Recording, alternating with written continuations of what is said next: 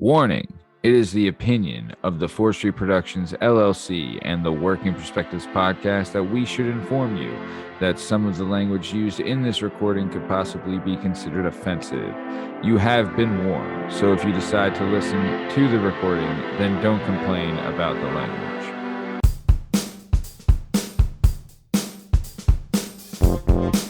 Hi, hello, how are you? Thanks for stopping by. Today we're going to talk to some real people about some real things, living real lives, doing real stuff. This is the Working Perspectives podcast. I'm Matt Lavelle, accompanied today by jdub Justin Richardson, the tenacious Tom Lavelle, and we have the LC Roundtable consisting of Anthony Fuchinari, Scott Keating, Rick Outland, and Chip Panico. jdub, are you ready to do this? Yes. Tom? How you doing? I'm good. You ready? I'm ready. All right. Well, in case you guys are wondering, you can find all our content and all our stuff on all podcast platforms and YouTube at Working Perspectives Podcast. You can handle us on Instagram at Working Perspectives Podcast, and you can join us on the Twitter and the TikTok at Working P Pod. If you'd like to be a guest on the show, please email us at workperspectives@gmail.com, and please like and subscribe so my wife doesn't leave me. This is the Working Perspectives Podcast. Let's get this thing started. Let's go. It's our objective to be effective by voicing societies, working perspective, exploring your day and how you get paid, launching a new episode every Tuesday. Your day can transform while we inform with new episodes available on every platform. So check out our vibe and how we get live. Then do us a solid. Share and subscribe. We're just sharing. We're just sharing. We're just sharing. Working perspectives.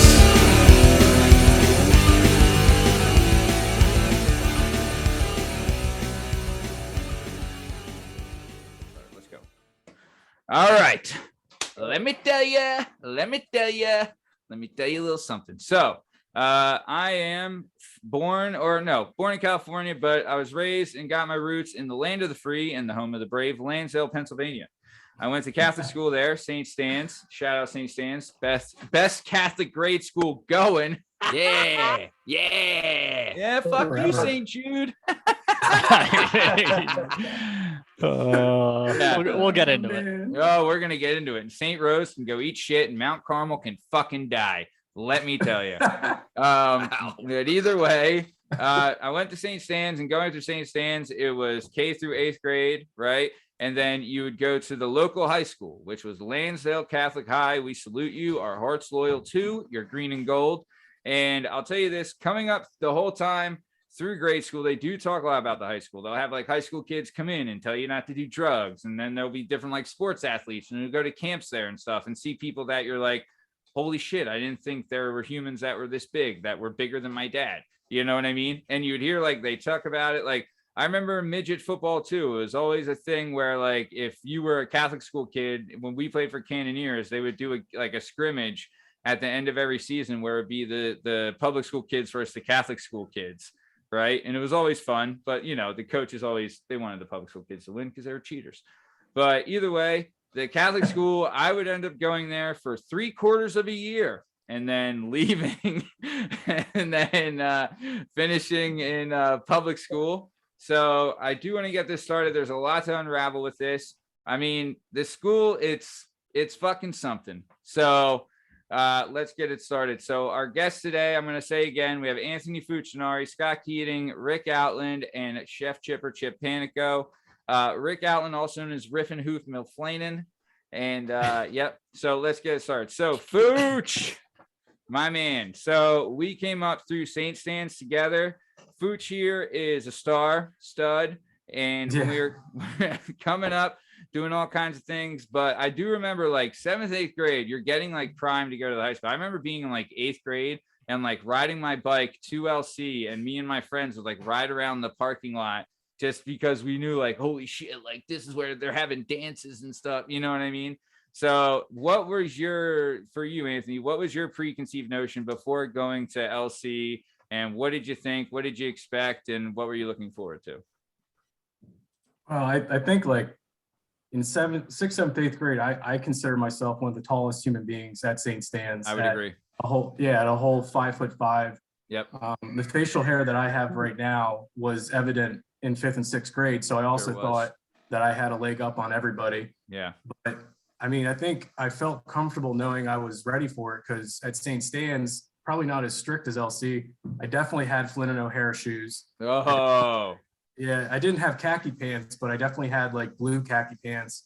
So I think like you just had to switch your colors out. But I think like the first thing that I remember is 7th grade LC basketball camp, and I was on the Chicago Bulls, and we were awesome.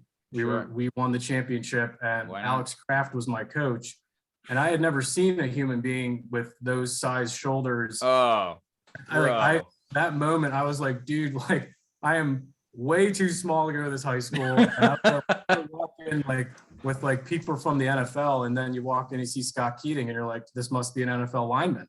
Yeah. So I mean, that's what I think of like immediately, like right off the top is just that kind of being, and what a legend like you're walking into, like people like that.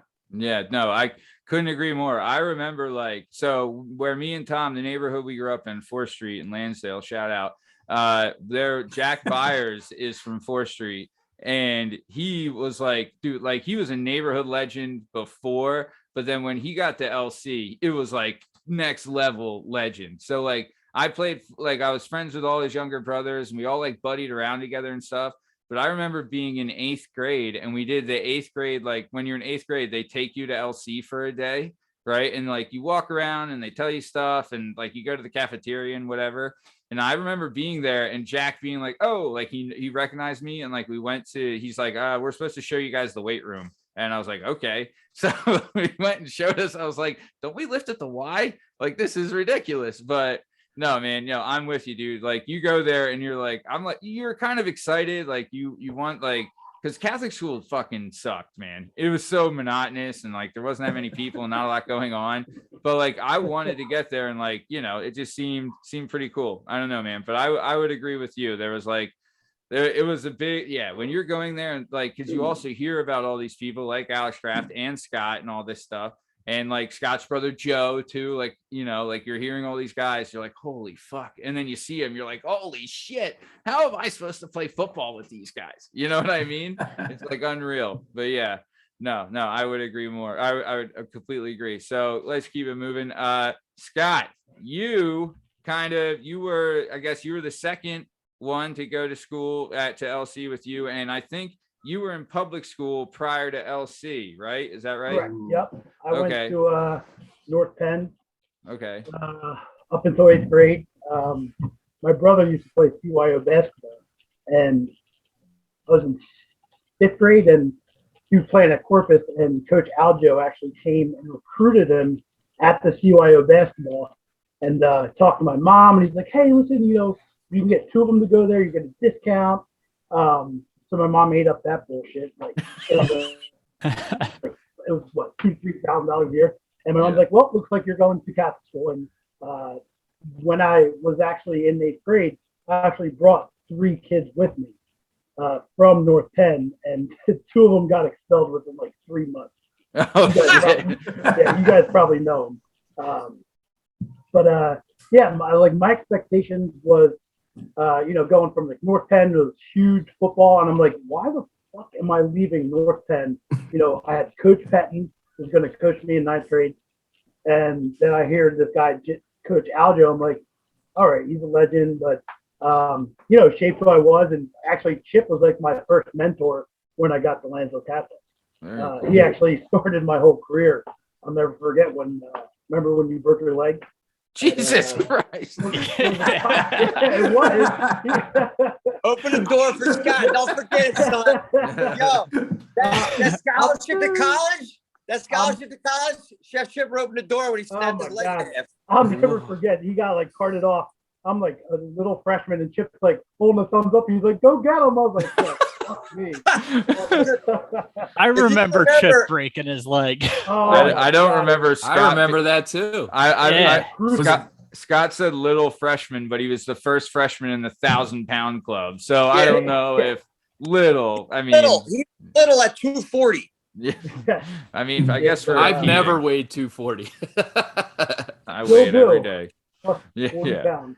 Dude, Um, fucking so you went in there and like you also had an older brother too that was there. That was a big deal on the football team and stuff. So was that like we were Huge. like, yeah, and you're looking forward to that and everything? Yeah. I thought I was going to go to LC, play on freshman team, and then July, Coach Aljo calls me. He's like, "Hey, you're going to be on varsity." I was like, "Okay." So I, got up there, and I got my ass kicked for probably a good 4 or 5 weeks in freshman ball. And then Chip actually mentored me when I was playing JV, and I have a lot to thank to Chip because he brought me under his wing even after he got hurt, because I took over his starting role and just helped me out through my whole career. And he's a great guy. Look at him now.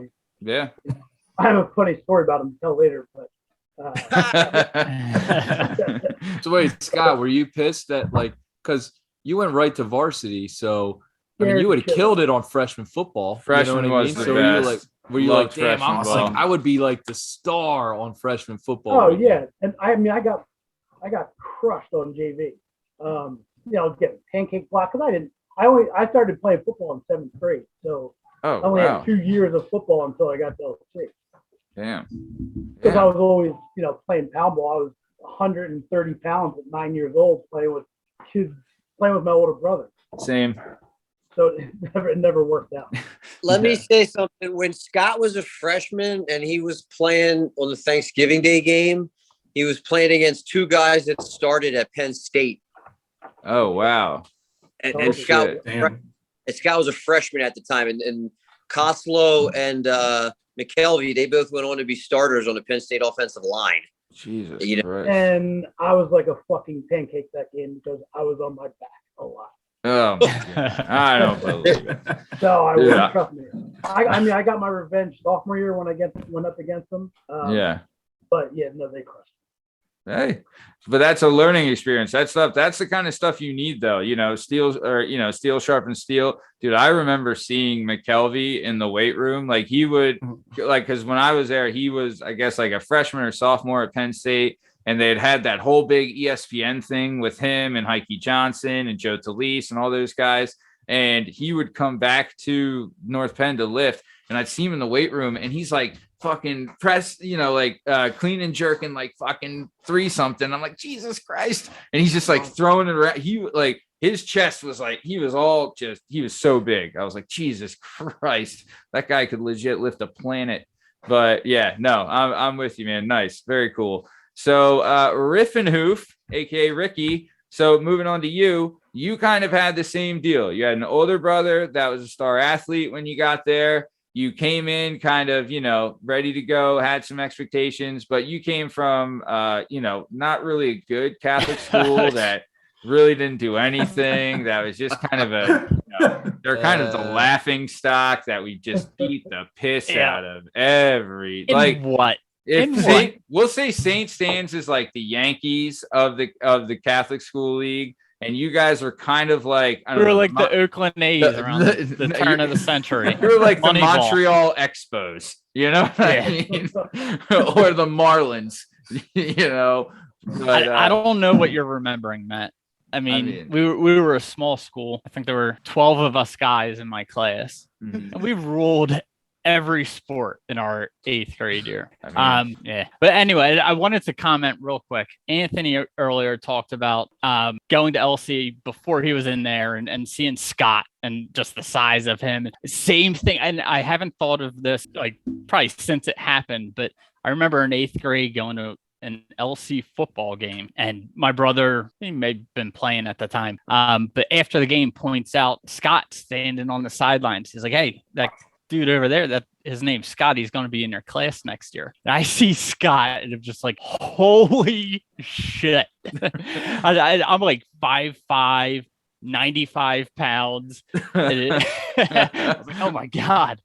But yeah, so I grew up with the same group of kids I was going to high school with. So that's a major advantage. At the same point, I had an older brother who was already there and had his group of friends who was the older brothers of my group of friends. So it was a definite advantage. Kind of knew what I was getting into. That also had its negatives, having an older brother at the school as well. From what I remember, at least. You think it's a negative at the time, but maybe not. Gives you a little. It gives you a name. True. If you're just getting beat up. True. There was that. Nice. Yeah. What else? Anything else? No. The one other thing I would say, as far as like trying to figure out what high school was going to be like, I think it was the summer before. It was like summer after 8th grade, before going into LC. Went to a Led Zeppelin concert with my brother and his friends, and it was like my first concert. It was Page and Plant at the time. Okay. And you were there, Chip? You said yes. Were you really? Okay. And so seeing high school from that angle, from you know, a bunch of rising seniors, it kind of implanted that. All right, we have 4 years to throw the party of our lives. Before even getting in there, kind of gave me New Year's Eve. It was a step in the wrong direction. It happened. Oh my God! I'll never forget that night. Oh, that's when your We'll get to that dad later, I came home, guess. right? Yeah. I guess we'll get that to was- that later, but Yeah. that was legendary. Nice. That kind of shaped a lot of what I saw high school as going into it, which was probably bad looking back on it. But From what I was remember, fun. Rick, you went to 13 different proms. Is that correct? if you count like junior proms, yeah, probably. Good for How you. how many people are in the graduating class of your LC school? 215 or something, right? So our class was Our class? 206. 200. 200 J-Dub. Yeah. So wild. We had That was 1,000 more than that. 2001. I think I graduated with 1270 something. Yeah. That's wild. That's That fun, was, though. but to be honest, 1270, 620 of them were Patel. You know what I'm saying? Like, right. that are all probably doctors and lawyers right now, for all we know. But yeah, no, I'm with you. So go ahead, Rick. It's crazy though. Like, so we started planning a 20th year reunion, and I went into this thinking I would know pretty much everyone, you know, on the list. And my job was to find people, track them down. There are so many people that I just have no recollection of whatsoever, even out of 205 or 206. I'm at Tex-Mex, the one at this bar across the street I grew up from, and I am staring at what turns out to be the neighbor I grew up from across the street my whole life, and I'm like staring at her like, who is this person? And my brother looks at me, he's like, that's our neighbor. What is wrong with you? I was like, I don't know. She looks familiar. Dude, the guy we aired on the show this week, I mean, I'm dating us, but Mike Johnson, his episode, he graduated with me, and I think he was in like the homeroom next to me, and like we crossed paths. I had no recollection of it. And he got like, we had seen each other at parties and stuff, but I was like, you know what I mean? Like you lose track. It is what it is. So very cool. Thanks for that, Rick. So Chef Chipper, you were the same deal as Scott. You're coming from public school, but you would also like, you know, like, I don't know, your best friend, like DeFinis was your boy, right? Like they were all Catholic school guys. Like, what was your thoughts going into to LC when you came in? Well, I had my family has a long history with school. My dad went there. Yeah. I go there, and my grandpa worked there for like 20 years in the 60s, 70s, and early 80s. He retired. So I had strong ties to the school, but I was also coming in from North Penn, and I actually failed 8th grade. Yeah. I failed science in 8th grade, and I had to go to summer school. So I barely made it into LC. Yeah. I had to go in front of Mr. Giovanizzi, our disciplinarian. Oh, right? awesome. Fucking Elvis. He was the first disciplinarian. Mr. Giovanizzi was, and for anybody who doesn't know him or doesn't know LC at that time period, Mr. Giovanizzi was about 5'1", ball of piss and vinegar. Yeah. He, standard, small, little hard ass. And I had to go to a meeting with him, and he wanted to grill me and say, what did I do to deserve to get an LC? I didn't even pass 8th grade. So he put me on disciplinary probation, which meant 10 demerits. If I got 10 demerits in the first quarter, I would get expelled. I was on academic probation, which meant I had to keep everything above an 85. Jesus. This is all before you got to school? This is before I came into LC. He said, "What do you want? Why do you want to go to LC?" I said, my grandpa, my family's history here. Because at this time, Mr. G had only been at the school for like 5 years. Yeah. Right. Yeah. And my family's back to the school to like 50. To like when it was founded. You know what I mean? I literally have a picture with my grandpa and my senior Cahill when they broke ground at a new school. My dad went to the old school when it was Little Flower Hall. Yeah. Damn. Yeah. Just that little piece of St. Stan's. He was one of the graduating classes. Your dad, so Alan Bach's grandfather, he was the football coach at Little Flower Hall. And I bet that he probably coached, if your dad played, he probably coached them. Yeah, I'm sure he did. They had a couple coaches there in the early 50s. Mm-hmm. I think the first football team was like 53. Yeah. Yeah. So I interrupt you, but keep going. So like you have to stay above an 85. If you get any demerits, you're shit canned in the first quarter. So you're like, also, it's kind of like, he's like, like to get accepted into LC. I thought you just had to pay and they're letting you in. I didn't think there was a whole like acceptance going on. You know what I mean? You got to put an application in. As long as nothing comes up, wrong from your grade school, which is 99% of the kids, they do just let you in. This was like kind of extenuating circumstances. I didn't apply till the very end of the school year. And I was applying as a kid who failed 8th grade. Yeah. So it was right. I might not even pass summer school to be able to go there. First, I got to go through summer school, which sucks. After 8th grade. Yeah. Mr. Algio actually spoke up for me. He's like, look, Panico family has already put 4 daughters to school. I'll take him under my wing if he F's up, it's on me. Yeah. No, I think too, Chip, like just knowing you from like the Boys and Girls Club and stuff, you were always like, there's back then, I would say it was the cool thing to be like a dick to the younger guys. Right. You know what I mean? Like there was like some guys like really like, they were like Ben Affleck and Dazed and Confused about it. You know what I mean? Like they were really like went off, but you kind of kicked back from what I remember, at least. You're always like very inclusive and like kick back against that. Do you think like these kind of like scenarios and situations maybe molded you to be that way? Or are you always like, no, everyone's included, we're all in this together kind of thing? Because I could see both really, because when you're coming up at the bar, it's like, and everybody's included, we work together situation. What would you say? I've always been a team guy, dude. That's like, I love being on a good team. Yeah. And that's why I probably fit in at LC, because like, being on football team is a big part of it. And kind of both me and Scott kind of hit like a sweet spot in LC's football. We were good for about a good stretch of like 6 or 7 years right there. Yeah. And your senior year, we were really. Yeah, we had a good like coach had a good time there at the mid 90s to like mid 2000s for sure. He had a great run. He was already in there for like 35 years at the time. Yeah. And you guys had the SB. You were there for the SB, right, Chip? I had broken my leg. That was I broke maybe like 4 weeks before that. Oh, that was your junior year, right? Yeah. Yes. Yeah. Upper perk. Because that was Tim Herman scored that touchdown. Correct. Yep. No shit. Look at that. Tim Herman, St. Jude, I believe. Yeah. Absolutely. For fuck's sake. Absolutely. He won an SB, Matt. He won an SB award. Even a garbage can gets a steak. What can I tell you? All right. So very nice. Very nice. So very cool. Thanks for that, Chip. And then Tom, what about you? Going into LC, we had an older sister that went there that I'll tell you this right now, she fucking hated it. She hated going there.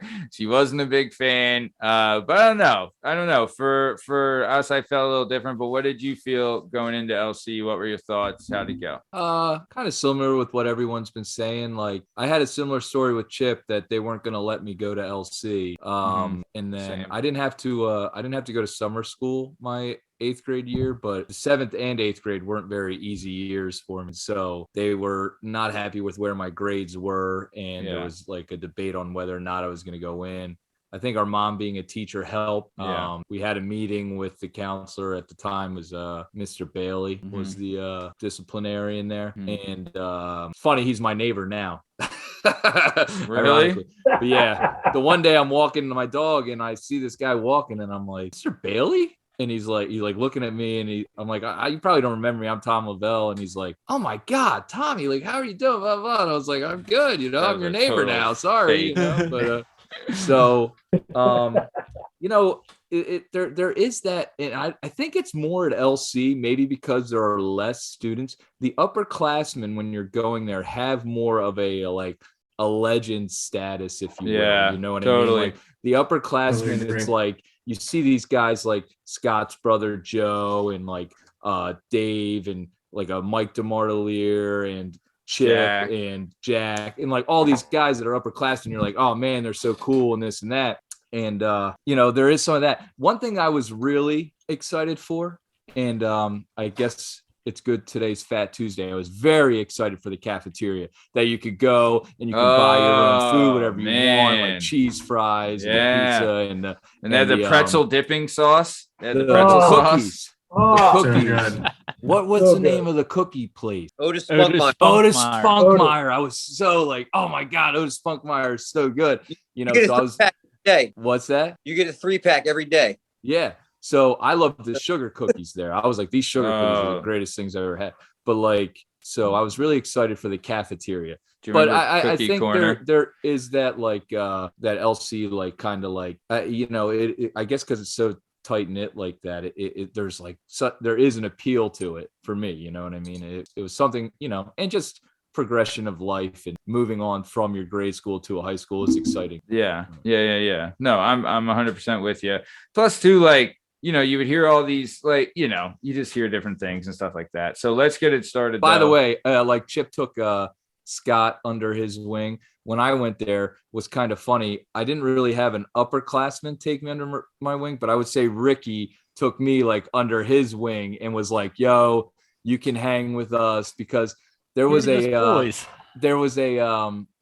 on, I was on a soccer team. And so I was like, for my freshman year, I was 4'11" and I wrestled 103 pounds. Right. So it was me, Dave Kinnaman, and this kid, Pat Wertan, who ended up leaving the school. Were the three smallest kids in the school. And we had it wasn't a pep rally. Like, it wasn't the pep rally. It was like a magazine-a-thon or something like that. You know what I mean? Like, they had it like first, like you had to like sell something, I think. So the guy did some show and they brought up like boys and girls, and we had to do this game show where we played, like we had to name the theme song of a show. And so I was up there and I was doing good and I was like getting excited.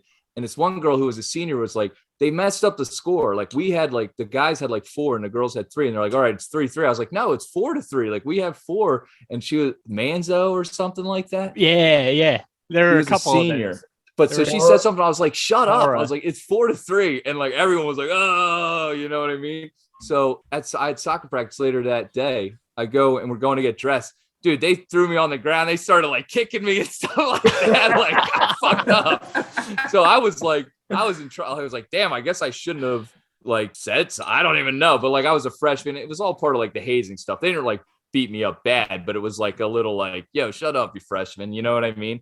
So that after that, then we got to wrestling, and that's where I met Ricky, and he was kind of like, he had, you know, that connection with his friends all going there. And then he was his older brother and their friends were kind of popular seniors. So he like kind of like was like, all right, Tom, let's hang out. So, cool. Whatever. No, I would agree with that. Ricky was really cool to me when I was there too. You know, another good, you know, bunch of good dudes. Scott was the same way. Dave Roush was really cool. You know what I mean? Like, those are all guys that like kind of looked out for you. No, I would agree. So let's get into it then. So just say, like, the thing is, like, when they beat, it wasn't like some like, oh, I like think about it. Like, I don't talk about it with my counselor at all or anything. But yeah, no, it was all like, it was almost like when you get hazed when you're a freshman. Yeah, it was like initiation. Like you. Yeah. And I was like, you know, what, it was more in fun. They're like, get him, this fucking mother, shut up, you know, like, and so then it was more like in jest. Yeah. My wife's best friend is Jackie.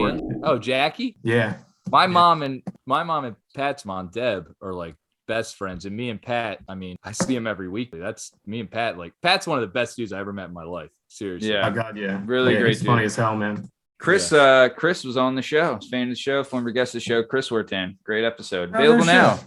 Yeah, available now on all podcast platforms and YouTube at Working Perspectives Podcast. So nice. So let's keep it moving. So we'll go in reverse in this. So we'll start off as a younger underclassman. So what was, when you first got there, how did you like it? What did you think? How was the transition? How did everything go? Ant, we'll start with you again. What do you think? How'd it go? Man, I mean, I thought it went all right. Day one, literally, I don't even remember who it was. I was walking up the steps and some dude, like, you know, when you're there and you got to like make sure that you can drop your part of your books off in another locker and like strategically put your other books in another locker close to the other one. So you're not a big moron dragging like 20 books with you the whole time. Like some dude just like smacked my books down and he's like, welcome to LC, freshman. I was just like, what the fuck?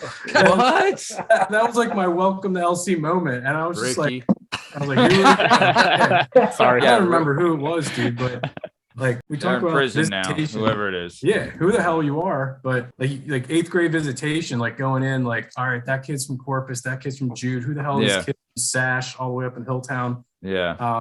Like kind of seeing all those people and then like starting to figure out like, oh shit, these are my friends now. Like these are like my best friends, like after like 3 months. And like you slowly kind of get into that because you're playing sports with them. And I don't know, like I think the best thing for me, I don't know if you guys know Kev Francis, but he was in my lunch all 4 years and he's the funniest man alive. Like every year we had lunch together and like from like a transition phase, like he was always, me and him were always together at lunch and funniest freaking guy in the world. But I mean, dude, I think it was okay. I mean, I think we got over like these people are bigger than God after the first like 3 months or so. And after they have the first pep rally and like you walk in, the first thing that everybody does, because you're the last group going in as freshmen, like freshmen suck. And like after junior, they stopped doing that. But I think it was fun after that. Yeah, the pep rally as a freshman is not fun, I will say. Yeah. From my experience, it was fucking damaging.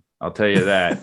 The one thing that was go over that like experience for anybody who doesn't really remember that, like waiting out. So that's the best, dude. I loved it as a freshman too. It was awesome. No, it was not. It was honestly one of the worst days of my life, and it's fucking scarred me for life. Tell you that right fucking now. So here's how it goes. When we were there, they had these things called Spirit King, right? Yep. So your grade would elect the Spirit King, and the Spirit King is like, he's just like the funny dude of your grade, right? So Spirit Kings here. We got three Spirit Kings here. Are you serious? Yeah. Wow. Damn. Rick, what were you, a sophomore Spirit King? Sophomore, Xena Warrior Princess. See, sophomore, junior, senior, all great years to be a Spirit King. Freshman is not. It is not a good year. Phil Fisher. Yeah. Was our freshman. Chip, you guys had a great Spirit King your senior year. I still remember it. Gumby, right? Wasn't he? Yeah, Brian Woods. Brian Woods. What was that, Chip? I said yes. He was Gumby and he was highly intoxicated. He was incredible. I mean, Steve Mogg the year before was incredible too. Like I loved Spirit King, everything about it. Shout out Woods, St. Stan's alum. There you go. So every class has their Spirit King. At Lansdale Catholic, we only have one pepper rally per year. Yeah. You know, you don't have a pepper rally before every game. You have one pepper rally per year. And every class has a Spirit King. And during the pepper rally, in between skits that different people do, different groups of seniors do skits, the Spirit Kings compete in a competition and everybody cheers for their Spirit King, every class. There's all 800 of us in the gym at once, and they might be doing races on little bicycles or something. What happens? Freshman Spirit King is not going to win any division. Nope. Well, the senior always wins. You know what I mean? No matter what, they give it to the senior. Yeah. So eventually, do you guys remember the competition that happened when I was a freshman? Yeah, the very first competition. It was a pie. There was only one because it got so out of hand they didn't let us do any more. And that was the end of the Spirit Kings. And that was it. That was the last Spirit You're right. King. That was it. Yeah, fucking it. Me. So Didn't help that I was wearing a diaper. So you Sounds come wild. you come out It was as like wild. It's Catholic school. Yep. yeah. You And come then we had church. yeah. Everyone like the Spirit Kings dress up as like a thing. So I had spread a rumor that I was gonna be an M&M. Right, knowing that I wasn't. And then the day of, my dad took me to Rental World, and I rented a pretty sweet Raphael the Ninja Turtle costume. It was pretty fucking good. It was right on. It was pretty good. So then I go out as the Spirit King. Like, they introduce you one at a time, and I was just like, it was like a fucking torrential downpour of booze. It was just like a fucking wall of hatred that came at me. And I was like, they were like, you have 30 seconds out there. And I was like, I only need 15. I'm fucking done. Right. So then they do all that. Then they would announce like the sophomore one, which I think it was Dwyer. Right. I believe he was like a Flintstone, if I was correct. And then there was the junior one, which was Tom, and he was a baby, and it fucking brought the house down. He had like a big tarp that had covered him up when he walked out, and then he dropped it, dressed as a baby, and jumped up and down, and the whole place went nuts. And then the last guy was, I think it was McCosker was his name. Yeah, he was Alf. He was Alf. And so they do this whole thing where they introduce everybody, and the place is kind of in a frenzy. They got It's in a frenzy the whole time. They got you going. But it's really directed at like, it's at the younger class. Well, at us, at me and Anthony, mostly me. And so they set up to do this pie eating contest. There's chants the whole time and all this stuff. McCosker sits next to me at the pie eating contest and tells me, if you move, I'm going to fuck you up. And I'm like, God damn it. So I had to take off my, Ninja Turtle head, right? So on one side's McCosker, and on the other side is Tom dressed as a baby, right? McCosker's like holding the back of my thing so I don't move, right? And they have the pies right there. So I'm just sitting there like, I'm just going to get it now, right? And so as soon as they say go, no one eats the pie. No. By the way, next to me was Mr. Z, Mr. Zinch, and he smashed the pie in my face right when it started. Well, so did McCosker, grab the pie and fucking nails me in the face with his pie, right? And then like I fucking wipe my eyes. I think I put on my helmet or something. Then I'm like trying to run around. People are chasing me. Then someone tackles me, steals my fucking face mask, and then picks it up in front of the crowd, and the crowd goes fucking nuts because he rips the head off of the freshman guy. And I'm just like demoralized, left there, just totally made to be a punk in front of the entire school. Yeah, really not scarring at all. Great stuff. Glad I could make whoever took my head off and fucking did the thing, glad to make their day. Awesome. Also, got charged a dry cleaning fee by Rental World because fucking got pie all over the fucking costume. So there you go. So yeah, tried to forget about it, but some things you can't forget. So Anthony, you were saying your experience at LC. So yeah, what did you think as a freshman, Anthony? I mean, I think the most confusing part was, again, after that traumatic experience, I think the most confusing part was like, okay, you get to like the freshman dance after like the Christmas ball and all this stuff. And they're like, all right, do not take a freshman. I'm like, what the hell are you talking about? Yeah. Why would I not take a freshman? They're like, no. You got to take an upperclassman. I'm like, why? What? Like, and I didn't have any brothers or sisters. I'm the oldest of three. And I'm like, I don't understand what we're doing here. And like, eventually I'm like, all right, I'm taking a junior. And she was smoking hot. Yeah. Like, at least she was at that time. I'm like, all right, this is the rule. Then you get to the soft pop and you're like, dude, don't take a sophomore. I'm like, what the hell is going on? Yeah. They're like, dude, take a junior or senior. You got to be cool about that. I'm like, okay. No, it was is that a common thing, or is that just I don't know. LC? Because I remember I took a junior to the freshman dance. I never went to any dances at North Penn. Was never allowed. What are you gonna do? But no, I know, dude. And it was almost like, I think if you were an upperclassman, it was like a badge of honor for them because it like showed that they were hot. That if and then if you're like an underclassman, it was like, oh, you get that, like you ask this person and like it's like the one time you can hang out with like a hot chick. You know what I mean? I remember I asked, I think it was Sarah Gauze was her name, right? Total smoke show. You would ask them like in the beginning of the year. Yeah. You had to like reserve them. Yep. Yeah. No doubt. It'd be like October. You're like, hey, will you go to the freshman dance with me in May? Because you just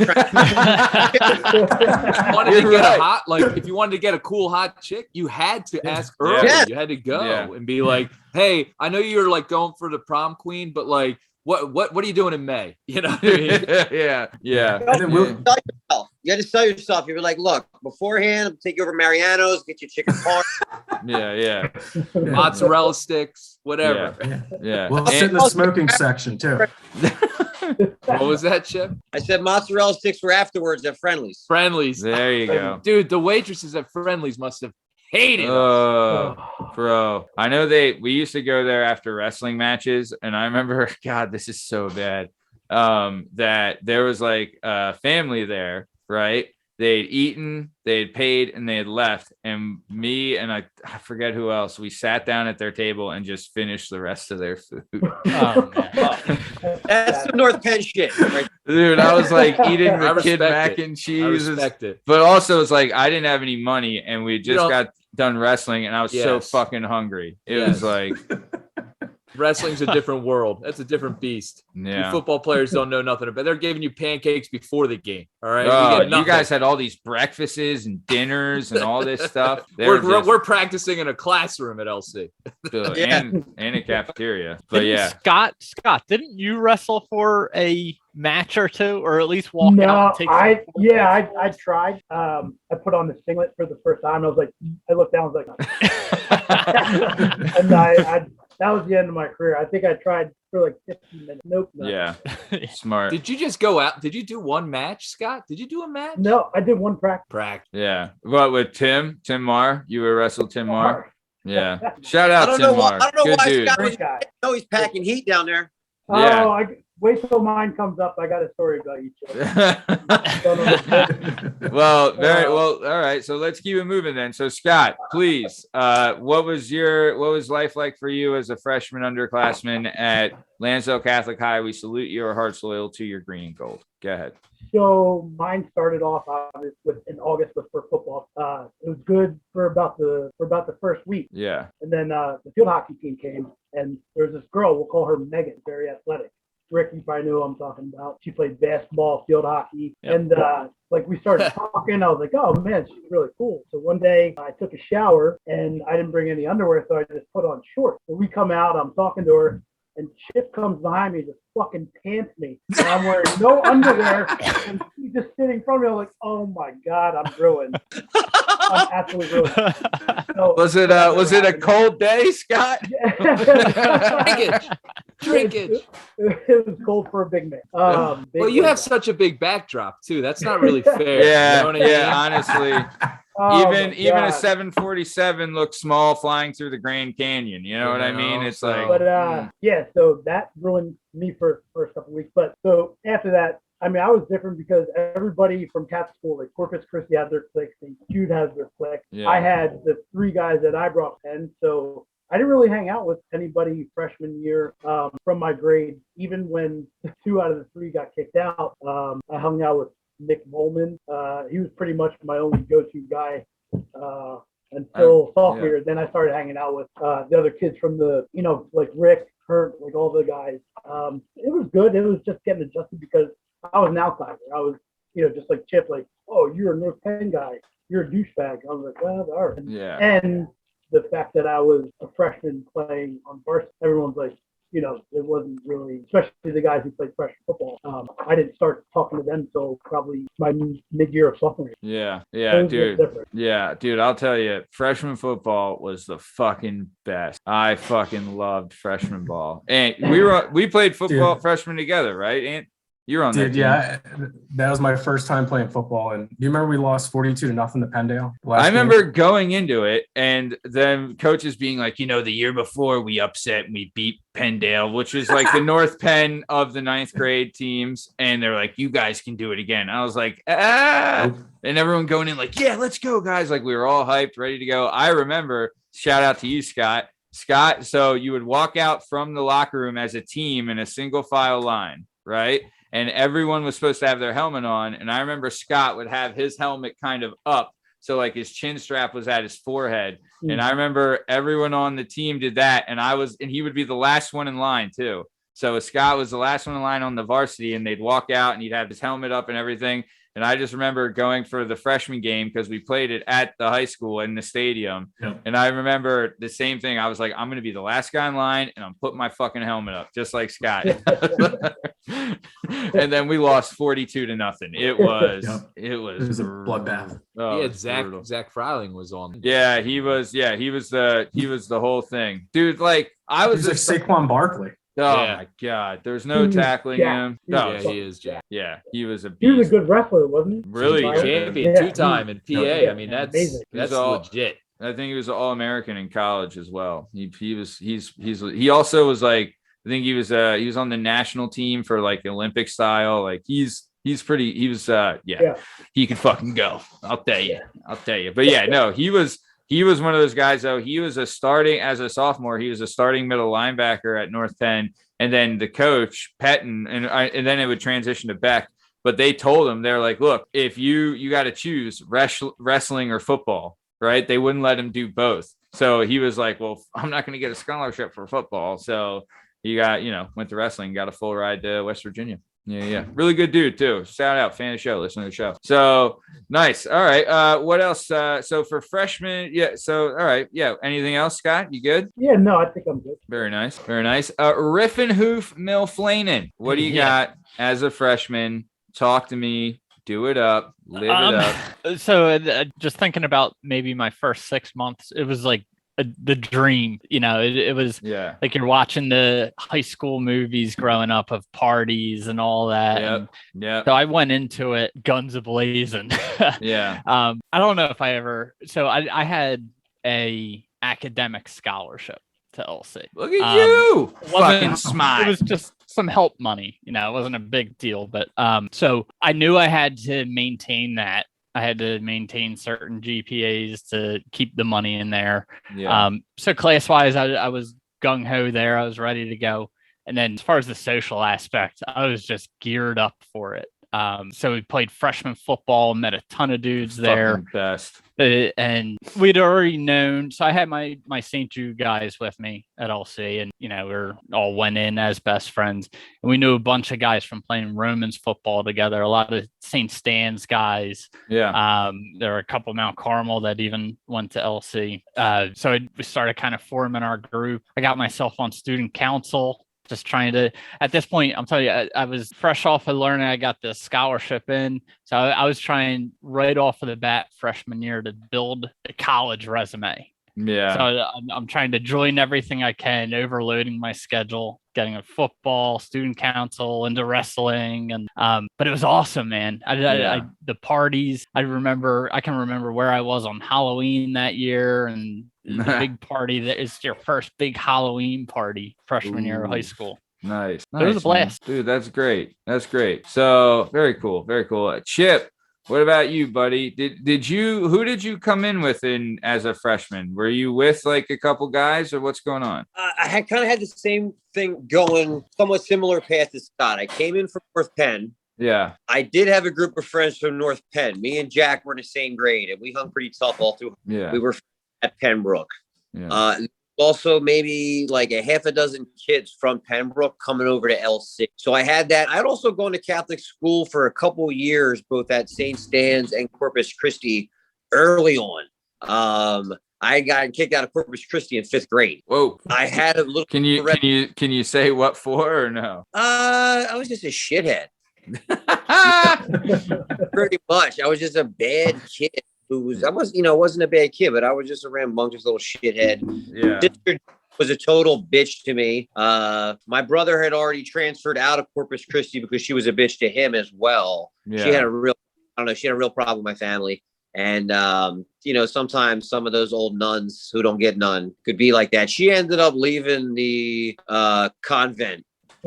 Ooh. after that. She wasn't a happy woman. Yeah, and she's here right now. Well, no. Your life, Shepherd. We're bringing this to Joan. Sister Mary Shovelface. Here she is. No, I'm fucking with you. But yeah, so go ahead. Fuck Corpus. Keep going. Keep going, Chip. Sorry. You neglected to mention Corpus when you were going through the Catholic school rivals of St. Stan's. Corpus is St. Stan's biggest rival. I would agree. I would agree. I would agree. Would you agree, Ant? Ant, you would agree. I don't know. I think Carmel, MMR maybe now.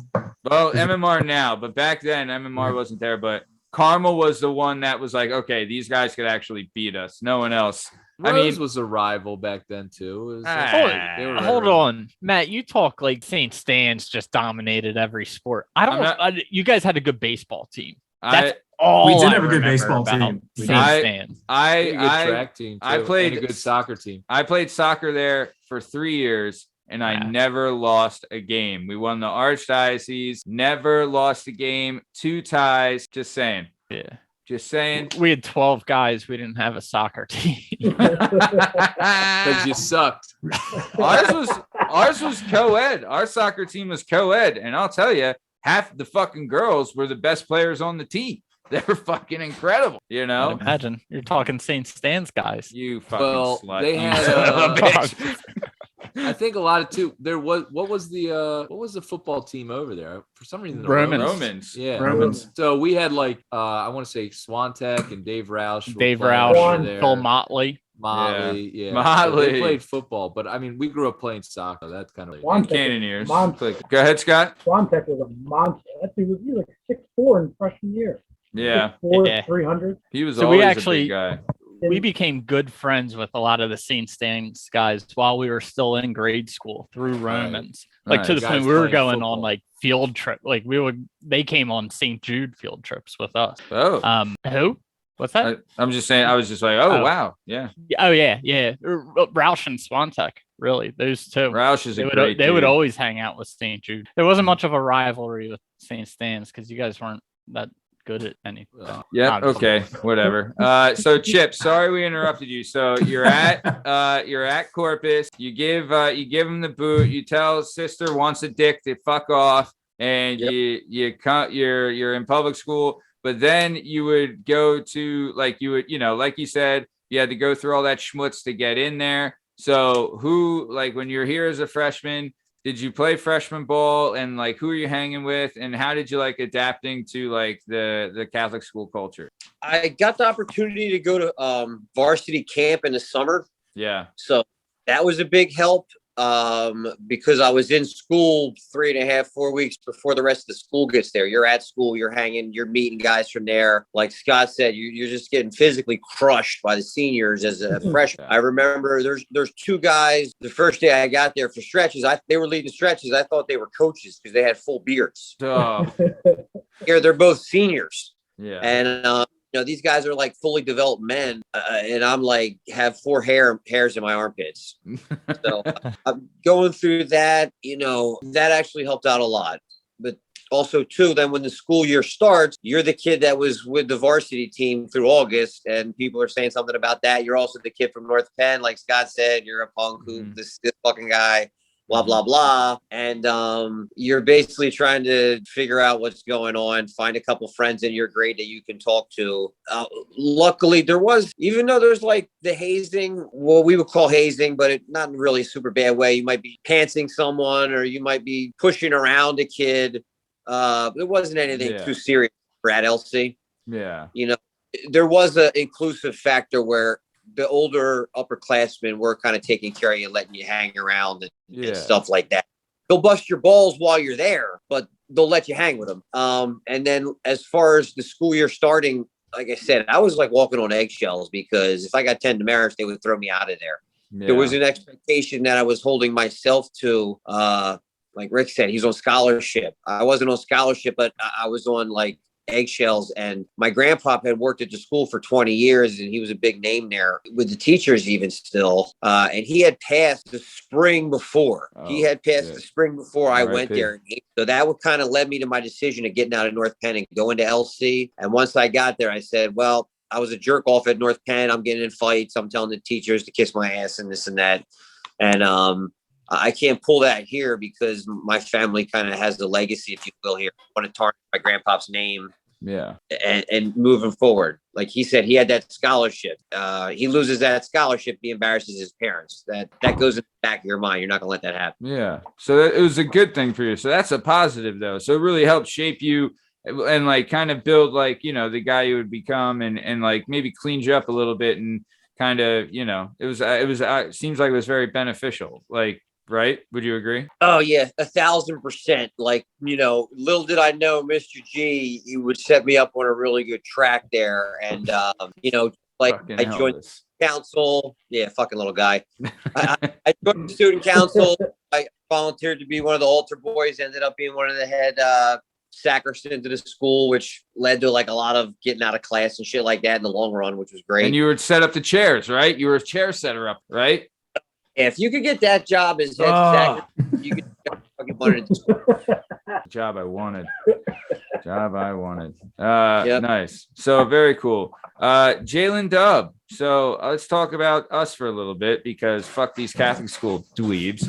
I have the same theme. I in 9th grade got to go to North Penn's varsity training camp, and like the first game they let you like dress, you know, and they give you the jersey, they give you the gear. I remember putting it on, like being like hype, you know, and I don't know, 135 pounds, you know, and I see Day and Zebulon, and I remember standing next to Kevin Zebulon, and like he's got the tail plate on.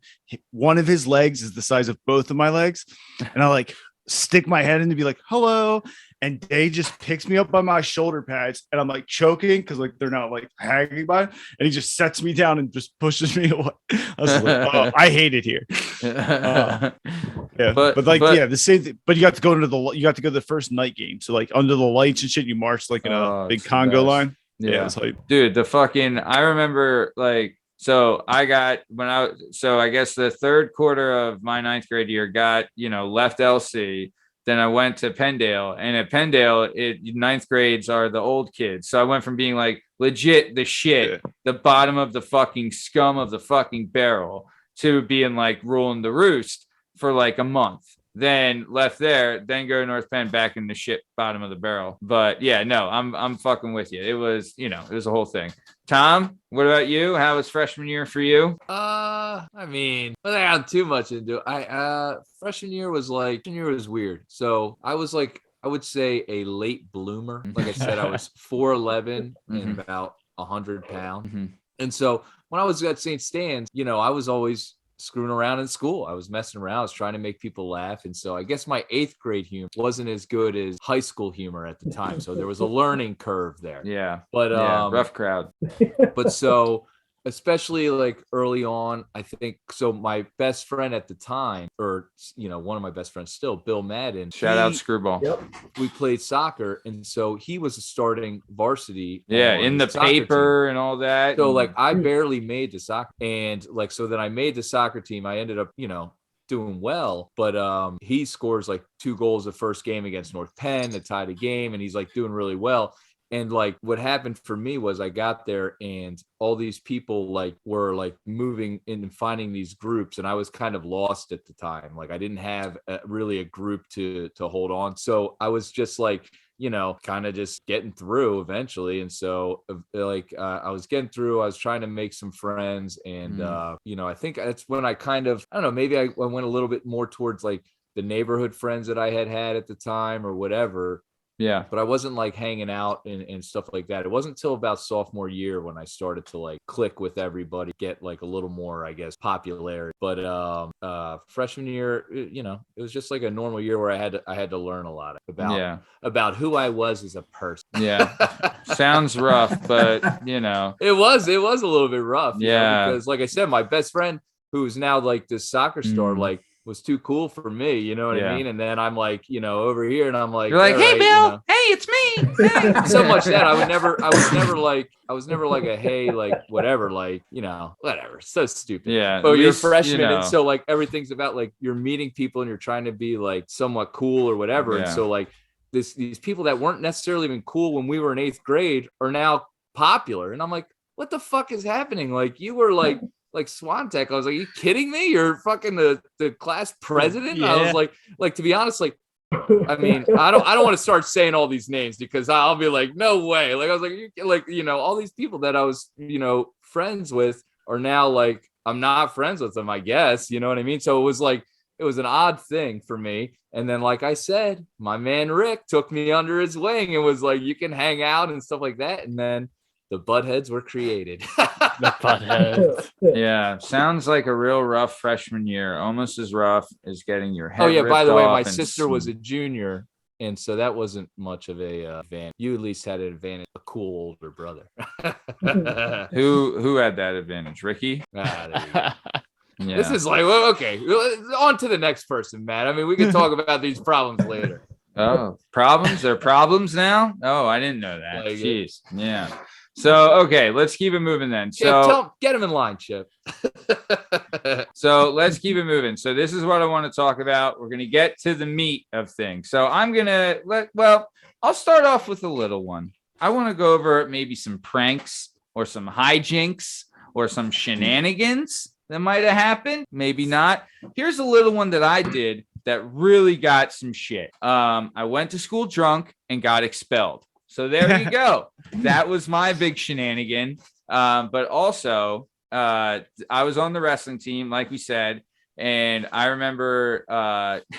So I created a wrestling team, a fictitious wrestling team that was all female, and I used the girls at our school, right? And I did it by weight class. And when you're in the lower weights, maybe the middleweights, it's fine. But yeah, the heavyweight, she was not happy and did not want to be on the team. And I gave it to somebody. I think I gave it to Deary, and the girl saw it and was like pretty fucking mad. And I was like, oh boy. So yeah, I almost got my head taken off. But either way, that was just a stupid thing. But Ant, let's start with you. Do you recall, or do you remember, or does anything ring a bell? Maybe not something you did or something you saw, or any shenanigans, hijinks, ballyhoo, if you will?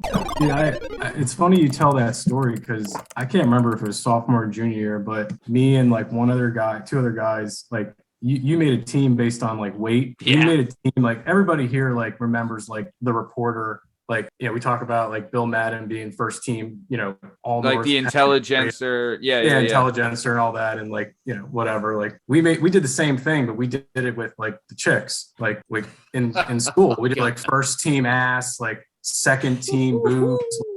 Yes. All area, dude, it was bad. And like all area ass. Like we put it, like we like typed it out, we printed it out, and like we posted it all over the bathrooms, all over the lockers. Like sitting here now, like at much older than we are, like I'm like, God, that was a dickhead move, like why would that you? Was the non-intelligencer. Oh, please! If you're a chick and you made that list, you're like, all right. Well, aren't you happy about that? Yeah, right? you're like, yeah. You didn't know who made it, but who gives a shit? You're on it. Like, yeah, like at the moment, it was the funniest thing like we did that year. But like, I don't know. Like looking back, I'm like, why did you do that? I'm sure remember it's somewhere. Do you remember who made first team all area ass? Oh, dude, I don't even know if I can go that deep. Like, I'm sure I remember. Every single person came on that list. You get. I'll cut it, and I'll cut it if you want to say it. I'll cut it, dude. I mean, I don't even know if I can say because I think there's probably some loved ones that are probably on the list. I mean, I'm gonna be honest. Shout out Katie Outland, fan of the show. I mean.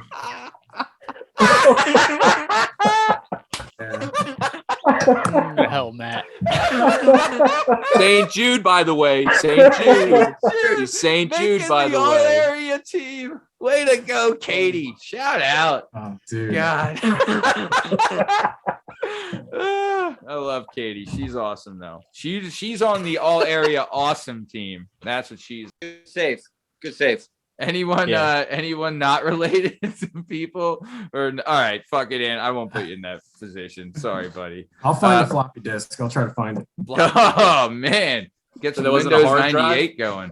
Yeah, it's on my desktop somewhere. Yeah, very nice. Okay, very cool. So, all right, very nice. Love it. Thank you. Shout out to the all area ass team. Big fans of the show. Listen to the show. Let's keep it moving. Scotty Too Hottie. Any pranks, shenanigans, ballyhoo, miscreants going down? What do you got? Besides getting pantsed and flashing the whole grade, what's going down? I was pretty much a square all through high school. I didn't really do much. Hold on. Would a square be blaring DMX and dipping in their car? So I'm getting to this. I got a story about it. So back sophomore year, I used to have a red Honda Accord, had a nice system in it. Yeah. And it was around like 2:00, and these older classmen convinced me, like, hey, let's cut 8th period and we'll go get slushies from 7-Eleven. So we're driving there, we go get slushies, and then we're driving back. And I was like, I'm cool, first time I ever cut class, slushies. I got a chew in, we're bumping our system, and then bam, fucking crashed my car into a semi truck. We were late for practice. I had to call my mom. My mom's like, what the fuck are you doing? You're supposed to be in class. I was like, I know, but he's up for class and convinced me to leave. She's like, you're fucking done. And so I hurt myself. And the funny story was, so we all had slushies, and the slushies went projected forward, and I thought somebody like got cut in the back, and it was all blood that shot out. It was all slushies all over the car. Car was totaled. Got in trouble with my mom. Coach Aljo was disappointed. I actually sat a game. Chip, it was your senior year. Yep, remember this. Yeah. Oh God, it was terrible. But other than that, I didn't do any. I was bored. Scared to do anything, dude. Yeah. Dude, I remember.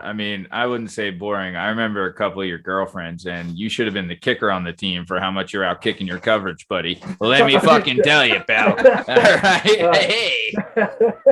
Still true to this day. I am a ugly son of a bitch. But, hey, man. They must have saw something when you got pants. Who knows, huh? That never worked out. She never called. Yeah, well, she probably called Chip, and she was like, "Hey, did you see the size of that guy's fucking baby's arm holding an apple?" All right. Yeah. So you totaled the car. So wait, is that why you had to? Because I remember you had like a white, like old, like sedan. That was okay. Correct. That was after. So you had this nice fucking red car. How did you get the car? Was like you just? So it was a hand-me-down from my brother because he was a freshman in college, so he couldn't have a car. So I put like a nice system in. I had the muffler on it. I had the blue LED light. Yes. And it just, and like you said, I remember I picked you up with the DMX. That was man. Yeah, what are you gonna do? That's them's be the breaks, man. You break the rules and bad things happen.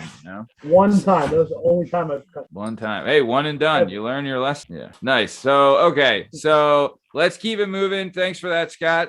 Riff and Hoof Mill Flanin. How much time do we have? So any shenanigans, hijinks, riff raff. Shout out your sister. Fan of the show, listener of the show. Tom, I might need some of your help here because I have a hard time remembering a lot of the stuff that we got. Well, you know what's funny is when Anthony was saying something about someone knocking the books out of it. One of my favorite things was we'd be walking down the hallway and someone would be coming the other way and you would just yell in their face, like you'd go, ah! It was like hilarious. But I mean, you got to go with the mice, dude. Yeah, the mice was the goat. That was classic. Please elaborate. All right, so you're in Catholic school and Shout out. Hold masses in school, like church. So we would all go to the auditorium and have church in the auditorium. Yeah. The auditorium is our gym. We don't have to do the gym. Yeah, the gym. Yeah, the gym had a stage in it with bleachers and all that, and that's where you would go, and they would set up chairs. That was Chip's job as a sacristan. He's setting up the chairs. Fucking best job in town. God, I wanted that job. But either way, So a couple friends, Tom being one of them, we decided.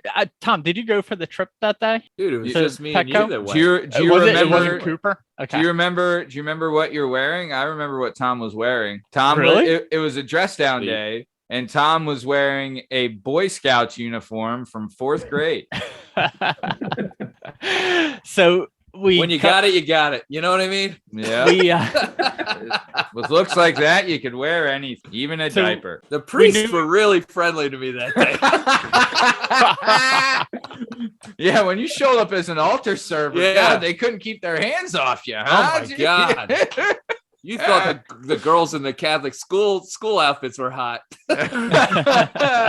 Oh man. Okay. So we hatched a plan to let go during this mass with everyone in the gymnasium during school hours. So Tom and I cut class. We go out, jump in my car, and we drive to Petco, which is 5 minutes away. And we go into Petco and buy as much mice as they'll fit into the box for us. It's like a Happy Meal type of box. Yeah. So they fit all these mice in, and we drive back to school. And it was like the little white mice that you would feed to your pet boa constrictor.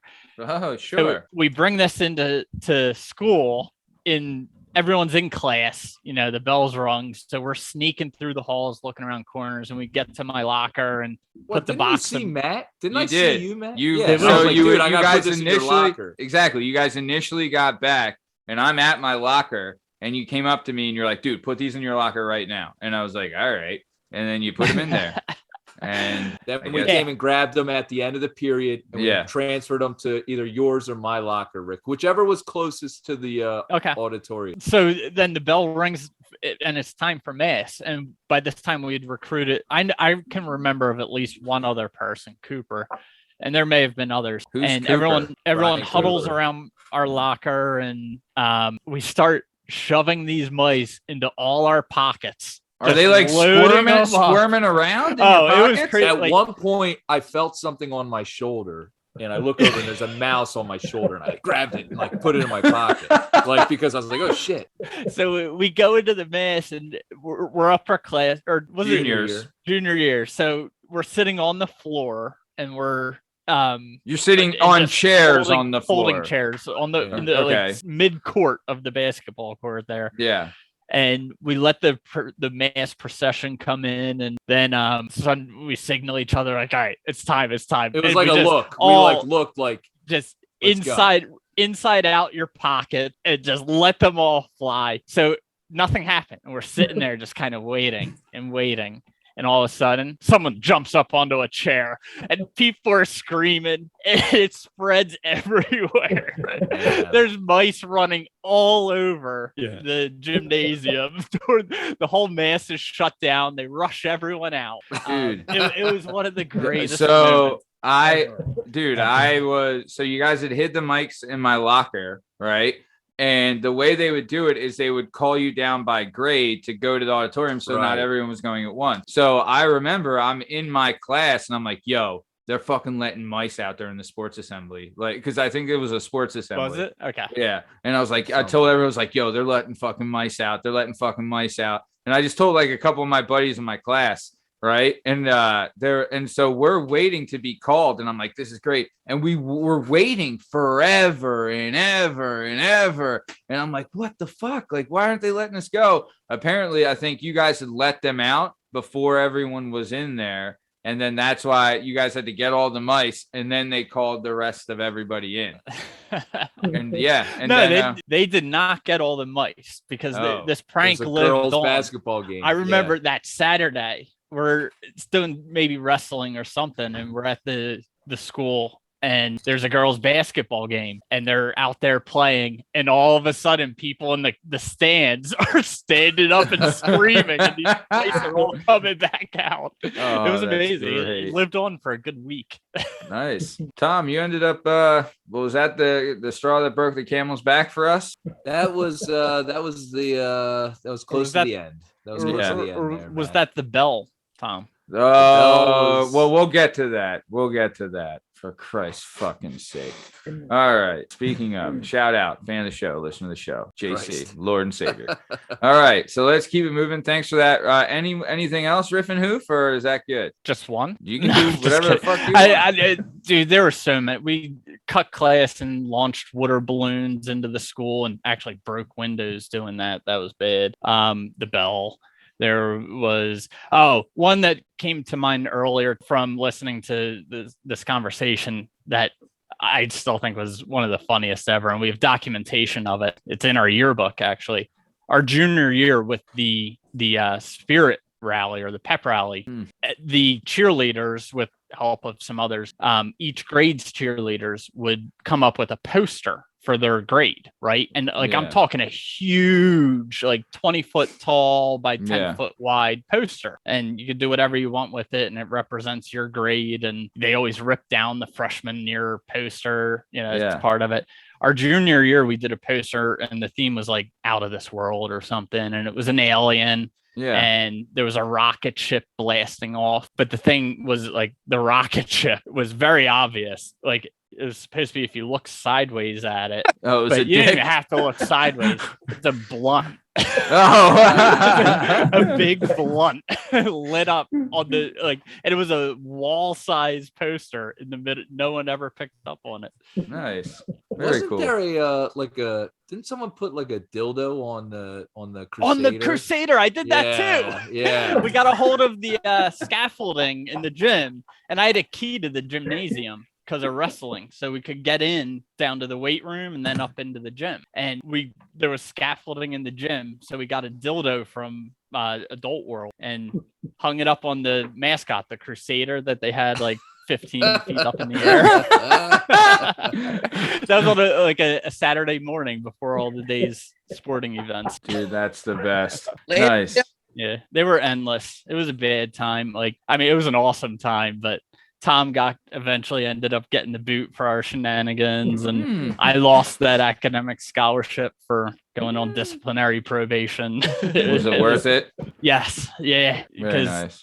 I'm not talking about sitting in class doing my studies right now. Yeah. Very nice. Very nice. So Lansdale Catholic, they didn't have an alarm. Like a fire alarm? Oh, or like a school alarm. Oh. Like a door alarm. Yeah, if you had the key to get into the weight room, you could just do whatever you wanted in the school. And if you knew someone that might work at Wilson's Hardware and you had the key in your pocket for like a couple hours, you might be able to steal hardware and get it to make a key. It says do not duplicate. I'm pretty sure I still have a copy, Chip. Pretty sure. Oh, wow. So maybe if it snowed like 2 feet and you had a copy of the school key, you could go over there, play basketball, and do whatever the fuck you wanted in the school. There was no cameras. There was no security, and there was no alarm on the school at all. Damn. So, all right. Well, let's keep it moving. That being said, Chip, any pranks or riffraff, shenanigans, ballyhoo, anything come to mind for you? Lots.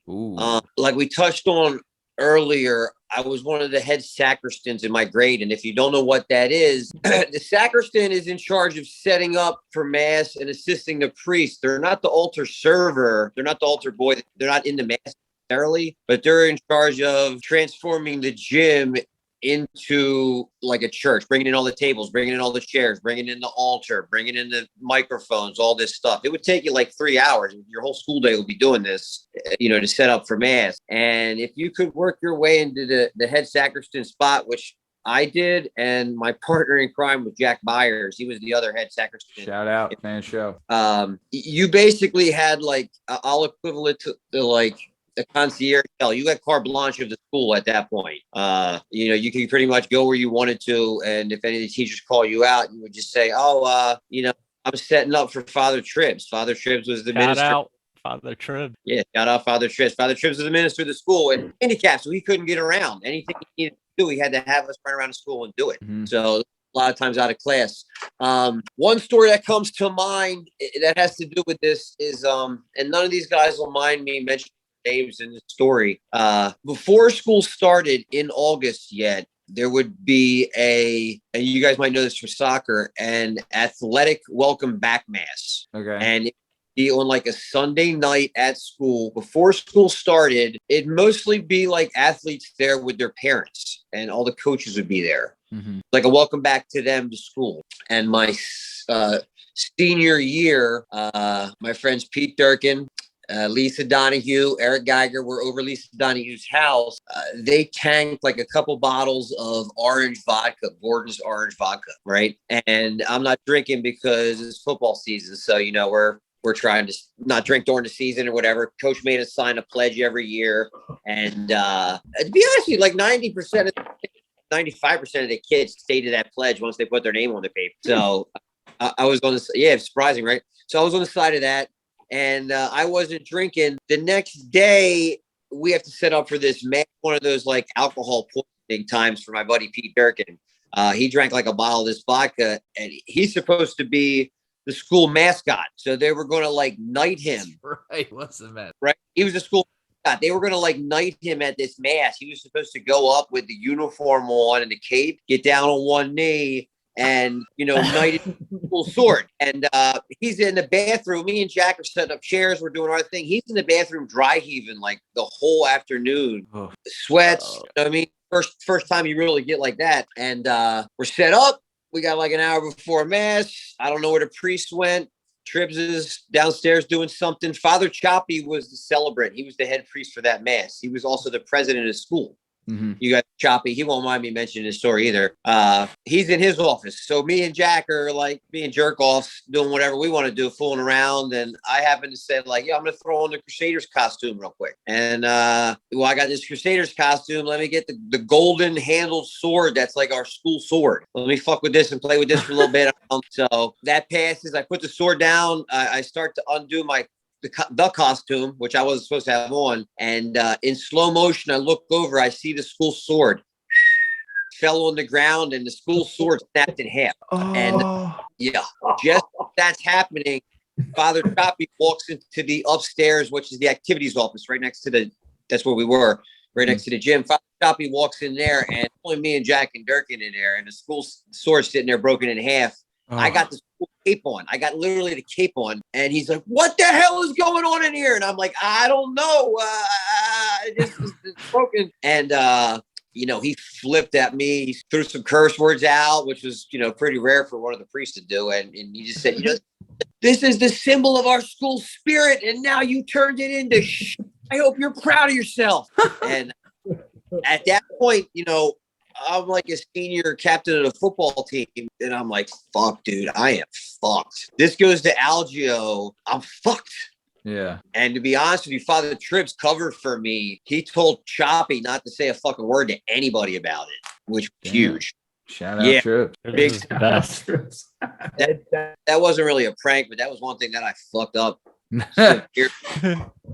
Nice. Some of my best pranks came from you remember the senior lockers were like the longer ones, everything like that. And Anthony said you try to set up with someone to put half your books in their locker so you'd have to carry all your books around. My girlfriend had her locker right next to her junior year. She had her locker right next to the science lab, and Mrs. Williams was the teacher there, Mrs. Bill. You know, she was a tough cook, and she was the head of student council, if you remember, Rick. Well, she would leave her key in the door. She would leave her keys in the door of the fucking thing. So the one day I was just like, yo, what the fuck, man? What a dumbass. I just ganked her keys out of there. I had from the school. So that led us to, you know, we had like the blizzards of 96 back then. We'd be in there fucking around like that whole week. And we did a couple things, man. We would fuck with the teacher's furniture, flip their furniture around backwards. A lot of times we'd be setting up for mass like after a basketball game. We'd have to go in at 10 o'clock at night and set up for the masses and shit like that. So Tribbs would have a team of like 14 people setting up chairs. Me and Jack would disappear and go into a teacher's room, put a Christmas tree on their desk, and all kinds of fucking dumb shit like that. You know, nice. the mice prank, legendary. I don't think anything top that, man. That is fucking great. That was on a whim. That was just, you know, quick talk before homeroom. We're like, all right, let's do it. 2 periods later, we're in a car. Petco. Nice. So yeah, Catholic schools, you could get away with a lot of this shit more than you. Yeah. They didn't have the security. They didn't have. Like, that's true. Like, you would get in full blown fights in the hallway, and as soon as somebody came to broke it up, if you just bolted, they like would never find you again. Yeah, but like as far as like leaving the school though, like you could. But like also there was like the creeper. Remember we called him the creeper? It was like the security guard that would just drive around the parking lot and stuff. Like you could leave the school, but it wasn't the easiest and stuff. I mean, there's just too many kids to keep track of. So there was like a lot of things you could do. I easily left every day. Yeah. Well, fucking good for you. Sorry. But no, I mean, like, you know, you could leave and stuff. It wasn't like, but like, even though you left and there was a lot of like, you know, like they would notice you left though. You know what I No, mean? if you came for homeroom, so they wouldn't report. I mean, I had the whole system down and we would go over it, but because as long as they reported to homeroom, you're like your pod principal would get the marker that you're there, but your like single classrooms wouldn't report that you were absent until like the end of the day. So if you showed up to like the last 2 classes, they'd be like, "What's up with this?" And then be like, "I was here. Like she must have just missed me." You know, like you get away with a couple of those. You get away with all kinds of nonsense. Oh, wow. Look at you. Yeah, and I knew my reporting like assistant to the principal lady. It was a kid I grew up with, mom, and she loved me. Like I just reported to her. I would like walk by and wave to her, and she'd be like, "Oh, he's here today," and like pull the slip out from like certain classes. Being able to choose was key, no matter what high school you went to. Yeah, you had to have a good in. Yeah. Very cool. All right. Nice. No, you're good. Justin, though, as far as pranks, you had what I told you, it's my favorite thing in the world. North Penn had a big library. There'd be like 30 people in there. Every book is a barcode on it, and you have to walk through. It had a big what? Library. God damn you fucking Popeyes, chicken, and fucking libraries. What else? An accent. I won't be judged by you people. You fucking cheese Lansdale animals. What? Oh, all right. Go ahead. Fucking. But in the library.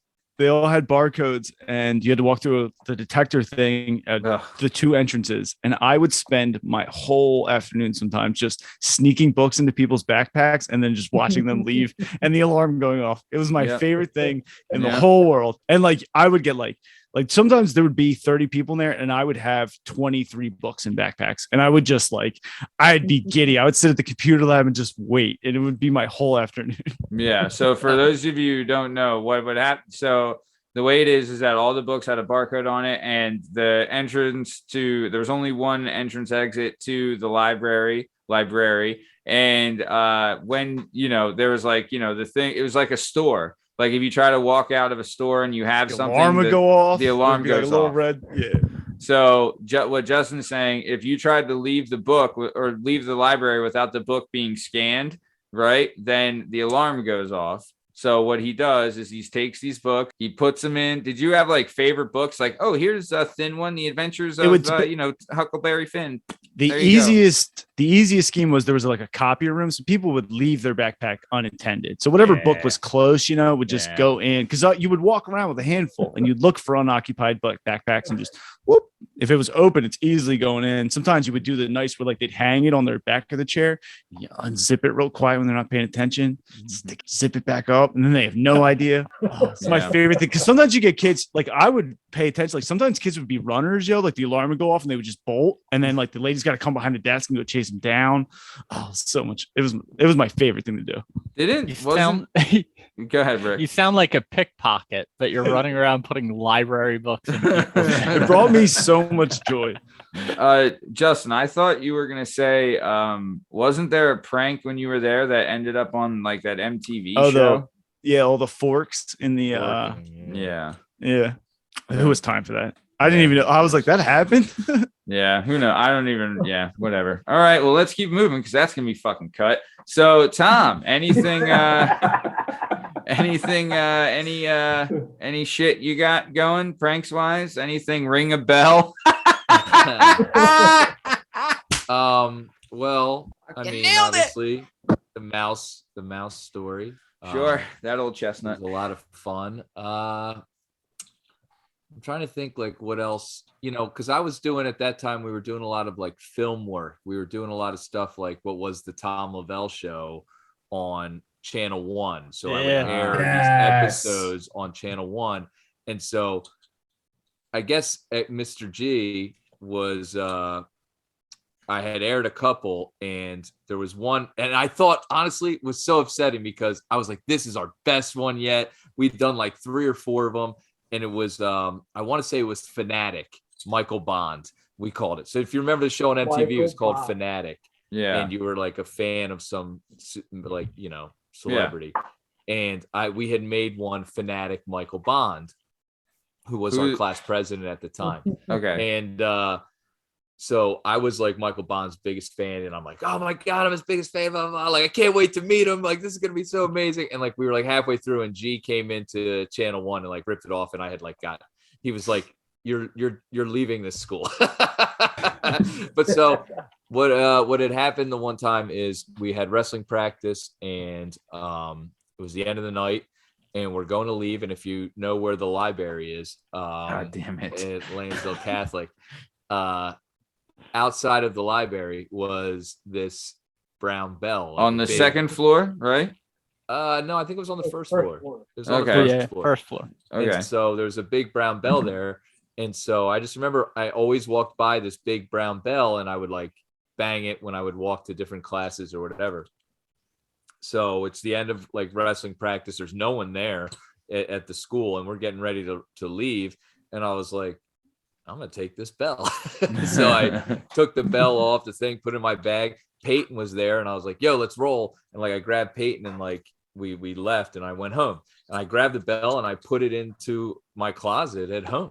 Like I had this brown bell now. Yeah. So the next day it was kind of funny because I was like in class, and I'm like looking out, and I like see like the janitors going through everyone's locker. Like they're searching for this bell. Like, where is this bell? Well, come to find out, the bell was blessed by the Pope, and I didn't know the bell was blessed by the Pope. Oh. So yeah, so I didn't know that, and so I was like, oh my God, like, you know, this is not good. So so we had to do what was like our not penance. What was when you confession? So we had to do confession, and so confessional is a thing where if you tell like the priest like something that's happening, they can't say anything. So yeah. I had to go to the priest. I was like, look, I stole the bell. I don't know what I should do. You know, there's this bell going on. No, I'm joking. I didn't do that. But so eventually Mom and Dad were like going through our rooms now because they were curious of us doing drugs. And so which was also true. my mom found we had made a potato cannon, right? And my mom found like rubber cement, and because we use it to make a potato cannon. Are you huffing glue? And she's like, you huffing glue? Yeah. Like, we're like, no, but maybe I will. No, it's nothing bad, Mom. We made a cannon. Yeah. We didn't huff it. We just used it to shoot a potato. But yeah. And so do you remember? Because Anthony, your relatives lived by my Uncle Bob in Doylestown, and Thanksgiving we had the potato cannon, and we walked down past where your aunt was or whatever. Oh, my aunt and uncle, yeah. Yeah, and we walked by them, and we had the potato cannon. And I remember you looking out. I'm like, oh, Fooch. And you're like, dude, what the hell are you guys doing? We're like, we're going to go shoot this turkey carcass out of the potato cannon. And it fucking worked. It was pretty good. Awesome. Yeah. But potato cannon. Shout out. Fan of the show. Listen to the show. Potato cannon. I grab the bell. I take off. I throw it in my gym bag. We leave. I go home. I put it there, and I kind of forget about it. Like it's just sitting on like a shelf in the closet. A couple months later, it was right around Easter time. Yeah. This is right as I was like getting ready to like be gone. And my parents find the bell. They're like, what is this? You know, where did you get this? Like, what the hell is this bell? Mm-hmm. And I was like, well, you know, I stole it from the school. And so shout out to Father Tribbs again. They call Father Tribbs. Tribbs comes and comes dinner to the at house. Yeah. I tell him what I did. I took the bell. I give him the bell back. We wrapped, but my mom, still wanting to be like a prankster, I guess, she wraps this thing in like saran wrap and like all this cellophane. And she's we, like, putting put all like this cutouts in there of like clouds, like all this shit. stuff in there. Like, yeah, we'll give it back to you, but we're gonna like wrap it up in some shit. You know what I mean? So we like fill it with like, I guess Easter was coming up, so we filled it with like all this, like it was like an Easter basket or some shit. So Tribbs takes it back. He's like, I won't tell anybody that you took it or whatever. And then a couple weeks later, I left the school. I don't think he told anybody. It was just, you know, I was always fucking around. I was always late, always demerits, all this other shit. But Tribbs, I mean, God bless him. Like Tribbs came over. He thought it was hilarious. And he was loved like, it. And you know what? He like was so happy that he was the guy that like we trusted to tell, because he's like, you wouldn't believe the amount of times that this stuff has happened and people come to me and say like, oh, we have this, or, oh, I did this, or I did this. And he like covers them. Like Chip was saying, he covered for Chip. Like I gave Tribbs this bell and he returned it like, hey, no questions asked. Like I found the person, and like I guess he was the guy that like people would confide in, you know. I don't know. Tribbs He was a awesome. good dude. Tribbs yeah. was cool. He was a great dude. Yeah, A he lot took us to a doubleheader one time when we played. It was the Phillies against the Padres at Veterans Stadium. He took us to a doubleheader. I think it was like 4th of July something weekend maybe. But yeah, we were in like a suite. It was awesome, the best. But sorry, Chip, I interrupted you. Go ahead. A lot of teachers ended up resenting him because of that. Yeah, I could understand that. yeah, Yeah, a lot of professional jealousy. He got a lot of shit from teachers because they would be like, "Oh, they're Tribbs' boys. Tribbs will cover for whoever, you know. They're Tribbs' kids, so they can, you know." Yeah. Jack and Chip are just fucking around the whole day because they're Tribbs' guys, and you're like, "You know, fucking shit." Yeah. Oh well. Yeah. he was such a positive Suck impact it. on all these guys. How are you gonna argue Yeah. against that? Yeah. Well, you know what? I mean, to be honest, like, look, there was nothing wrong with the bell. It was in like the same was exact harmless. shape. It was hard. I didn't know it was blessed by the Pope. Like I said, I told him the whole story. I was like, dude, like, I legit, like, I didn't mean to like be, you know, the Antichrist or something. You know I'm what I not mean? So like, anti-pope. yeah. So I was like, look here, like, you know, and he was like, this you know what? It happens, this and that, like, kind of like a like normal person should be. Like, I'm gonna return it. I won't tell anybody. Like, it was pretty cool, actually. Like, I'll say that about, so we did millions of pranks. I couldn't think about half of them anymore, but all our pranks were harmless. Like we weren't hurting other people's feelings even, you know, they weren't targeted at people. It was mostly just to get a laugh out of as many folks as we could. But it was all harmless fun. Right. So that's when people say like, oh, you got asked to leave school. I was like, well, I wasn't really mean or bad or anything like that. It was too much. I was over the top. You know what I mean? Like, it was like, it just was never ending. The circus of Tom Lavelle. I think, yeah, I'm with you. So let's keep it moving. All right. So I reached out to a friend of the show, listener of the show, former guest of the show, Ron Scott Lesky, also another LC alum. And I was like, hey, do you remember anything about this school that you went to? And he had a couple things that he wanted to discuss.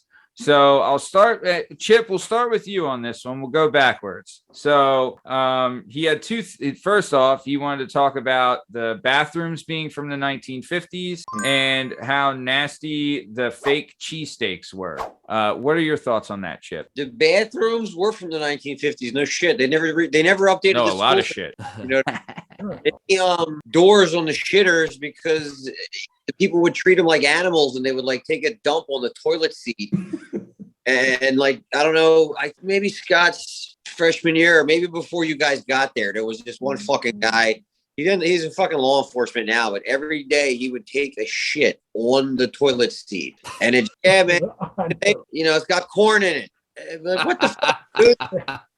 You know, who I mean, sports, the guys that wrestled and were at school till 7 o'clock at night, they would never do that because they got to use those bathrooms. It was like, you know, the kind of fucking weird kids. Yeah, the bathrooms suck. The cheesesteaks, though, like Tom was saying, I forget who said it, but like you were pumped because of the school lunch. Yeah. Like your average, Scott will tell you this, like your average caloric intake was probably like 3,500 calories at lunch. You would eat a cheesesteak, a pretzel with cheese, a large fry, a large iced tea, 3 chocolate chip cookies, and maybe you'd get something else. Damn. You know, yeah, I would destroy those lunches because I was just trying to like be as hard as I could, get, you know, gain weight. Yeah. Dude, I remember coming from Anthony, me and you had talked about this, is that like in Catholic school, we had this thing called hot lunch day, right? Awesome. Where once a week they would bring in hot lunch and it would either be hot dogs, pizza, chicken nuggets, or hoagies, right? And you would and they would rotate it and it was, you know, like one every Tuesday or something like that, right? And it was the fucking best day. And if you didn't get hot lunch on hot lunch day, it was the fucking worst thing ever, right? No, asshole. You total asshole if you didn't get hot lunch. You're sitting there eating a peanut butter and jelly sandwich. Get next to McDonald's burger and French. Oh, and they had fucking Little Caesars, I think was it for a while. But yeah, dude, no, hot lunch was the best. So I'm with Chip, and like when we got to LC, it was like, it's hot lunch every day. They fucking hot lunch Every day is freedom. hot lunch. Every day's fucking hot lunch day. I was like, fucking, let's go. Well, I don't remember like the cheesesteaks. Obviously, they're not going to be the greatest cheesesteak you ever had. It's cafeteria food, but like I don't remember them being terrible. You know, guess, like they were Ron's he's average a fucking cheesesteak. You know, like like fucking Mr. Italian over here. Hey. My brother wouldn't shut the fuck up about those cheesesteaks, and to the point where we coordinated one day him to sneak me out of that side door. I guess would be on 8th Street one day. I pulled up and he ran me 7th. Yeah, he ran me out of cheesesteak at 1:15 in the afternoon, and I like pulled away like it was a fucking drug deal and like ate it, and I was like, the public school fucking cheesesteak. What the fuck's going on here? Like it was better than North Bend's, but like it wasn't like he told me like it was the greatest thing in the world. He's saying it was awesome. He was like, "This is the best cheesesteak you'll ever eat in your whole life." And I'm like, "What?" It wasn't bad. I mean, I don't remember it being. I don't remember any of it the at all. cafeteria. This is when we were kids. No, bad. I have never heard anyone talk bad about it until tonight. If you guys remember, they didn't chop up the cheesesteak. It was a straight patty. No, Yeah, it was a patty. Yeah. Oh, so it was like a Geno's type of. All right. Yeah, exactly. One ladies were 9 years old. They didn't have the fucking wrist power to chop them cheesesteaks up. Yeah. They could only flip them over one time. They flipped them over once. They melted the cheese. They put on a roll. It was so greasy. The top of the roll was translucent. You could see through. They were super chefs over there. Oh, Looked like a glazed donut. It did. Yeah, It it was did awesome. on the top. fuck it. You know what though, Great. Chip? So you're good. saying, what we had the key. The one time we got done a wrestling meet and we got back and we're like waiting for our rides, and they had left the cafeteria door open. We went into the cafeteria and they had all these like Danishes. All the Danishes were in the thing, and like these are wrestling kids are like, we just made weight. We're like, yes, Danishes! Ah, we like ate them all. It was awesome, Dude, I remember at St. Stan's, they had like a teacher's lounge, and I was only ever allowed in the teacher's lounge one time. And it was like, I don't know, it was like this secret room that no kids were ever allowed in. And I went up there and they had like, it was a table and there was tons of like candies, just like Twixes and Snickers and Sweet Tarts and like just fucking like a whole table full of candy. Right. And I was just like, what the fuck? So I just grabbed a ton of it and we were like about to leave and I had my winter coat on and I just threw a ton of it in my coat and left. And I just remember being like, what? Do they get candy every fucking day? These bitches, these fucking twats get fucking candy every day. Yeah. So no, I'm with you. Scott, what was your thought on the old Lansdale Catholic cheese estate? So I was one of the first people that actually gained weight during my freshman year. You know, like running, because I got introduced to hot lunch. And one of the lunch ladies actually had a nickname for me. She called me three-timer, because every time they had cheesesteaks, I'd get three and go up 3 different times. I didn't realize it till I was done. I was like, why the fuck she called me three? And one of my friends was like, because you go up 3 fucking times, asshole. I was like, son of a bitch. And then I used to get the soft pretzels, and I would dip them in mayonnaise on top of the cheese. Whoa! Oh, yeah. That's a And move. mayonnaise. I never. Oh, I God. guess I'll have to try it. I don't I know. went from my Many calories. Good, dude. I went from like 210 to 250 my freshman year, from like September to October. Damn. Oh, I crushed. Pretzels Nice. and mayonnaise. Oh. Never had that. They had the pretzel sauce though, didn't they have the pretzel sauce? Right. Yeah, and I went straight to the mayonnaise and those little white cups, and I was. Damn. Nice. Fucking hell yeah. You said this cheese isn't good enough. I need some mayonnaise. Cheese whiz isn't enough for me. All right. Nice. Oh, No, dude, I remember so Krosner, you know Krosner. Kyle was in my grade. Krosner. Yep. Kyle, I Sean think Krosner. Sean was in your grade, Yep. Kyle was in mine. And I remember hanging out with Kyle, and he told me, he's like, my brother told me you got to be nice to the lunch lady, and they'll give you extra whiz on your cheesesteak. And I was like, all right. So he went up, he's like, hey, sweetie, how are you? And she was like, shut the fuck up. Here's, you know, like she was not feeling it. And I was like, all right, Jesus. But yeah, so there you go. Nice. So, okay. So that was so we did the bathrooms and the cheesesteak. The next thing, I won't say her name. But just by Senorita. my inflection, Senorita.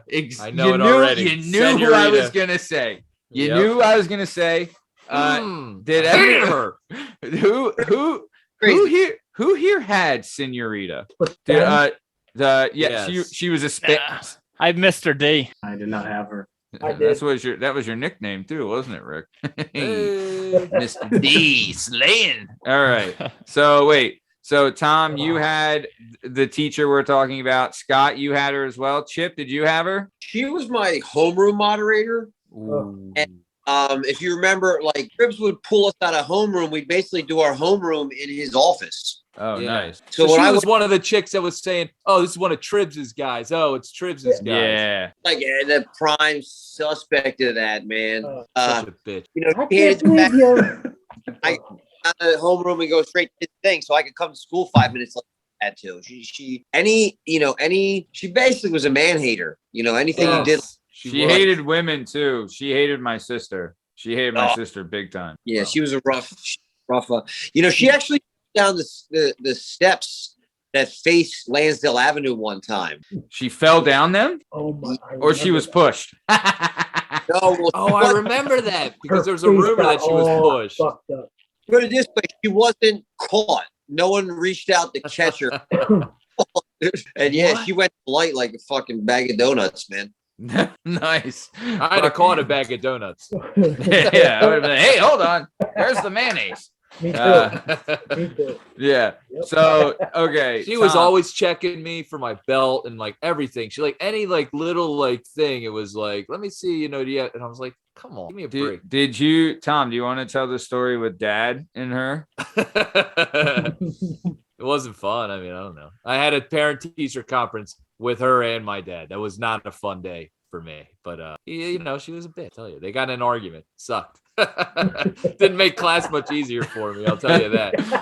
Yeah, she was the worst. She was a nightmare. I remember one time she made Natalie write something out 100 times, right? Like, it was like, I will not be whatever in class. Like she made her write it out 100 times and turn it in. And yeah. And Natalie's big rebellion was she skipped number 64 and number 72 was in Spanish. So there you go. That was her big rebellion. And I was like, hey, you really fucking got her, didn't you? Nice. What's crazy is she actually looked like a witch. Oh. Yeah. Right? She was one ugly fucking bitch. That was, yeah. She used to get really pissed at me because my parents didn't name me after a saint. She's like, what are you doing in a Catholic school not being named after a saint? I'm like, what the fuck are you talking about? What, did they want you to be Massachusetts Keating? Yeah. Dude, she must have hated you. Wait, she did. She hated is there no Saint Scott? No. Oh, a saint. I thought you said a state. Oh. I was like, is there a saint named Massachusetts? Yeah. I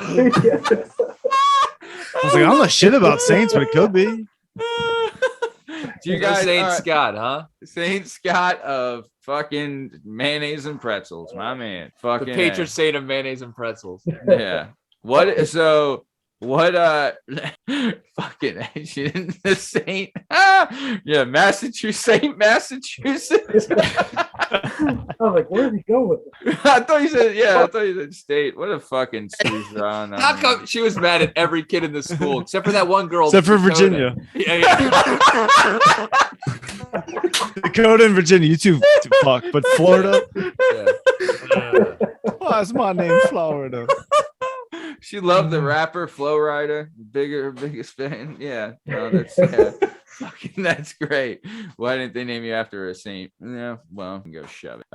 So yeah, okay. So apparently she's the worst. Nice. So I want to keep it moving then. So Ant, I want to come to you with this. So what would you say what was like your favorite times and your best things about going to Lansdale Catholic High? We salute your hearts loyal to your green and gold. Oh man, I mean, I think the best things, like, this might sound corny, but kind of like after the first year or two, like you have your group of friends, you know who they are, like you're hanging out with them all the time. Like Rick talks about like freshman year, like it sounds like Rick and Tom went a little bit harder than I did on freshman year, but like you get into your group of friends and, you know, I personally, you know, I hang out with my group of friends from high school more than I do like friends from college, more so than anything. Like, you know, after like our friends from upper class, like after they kind of departed, my house kind of became the party house and, like junior and senior year. So, to a degree, I kind of had to live up to that.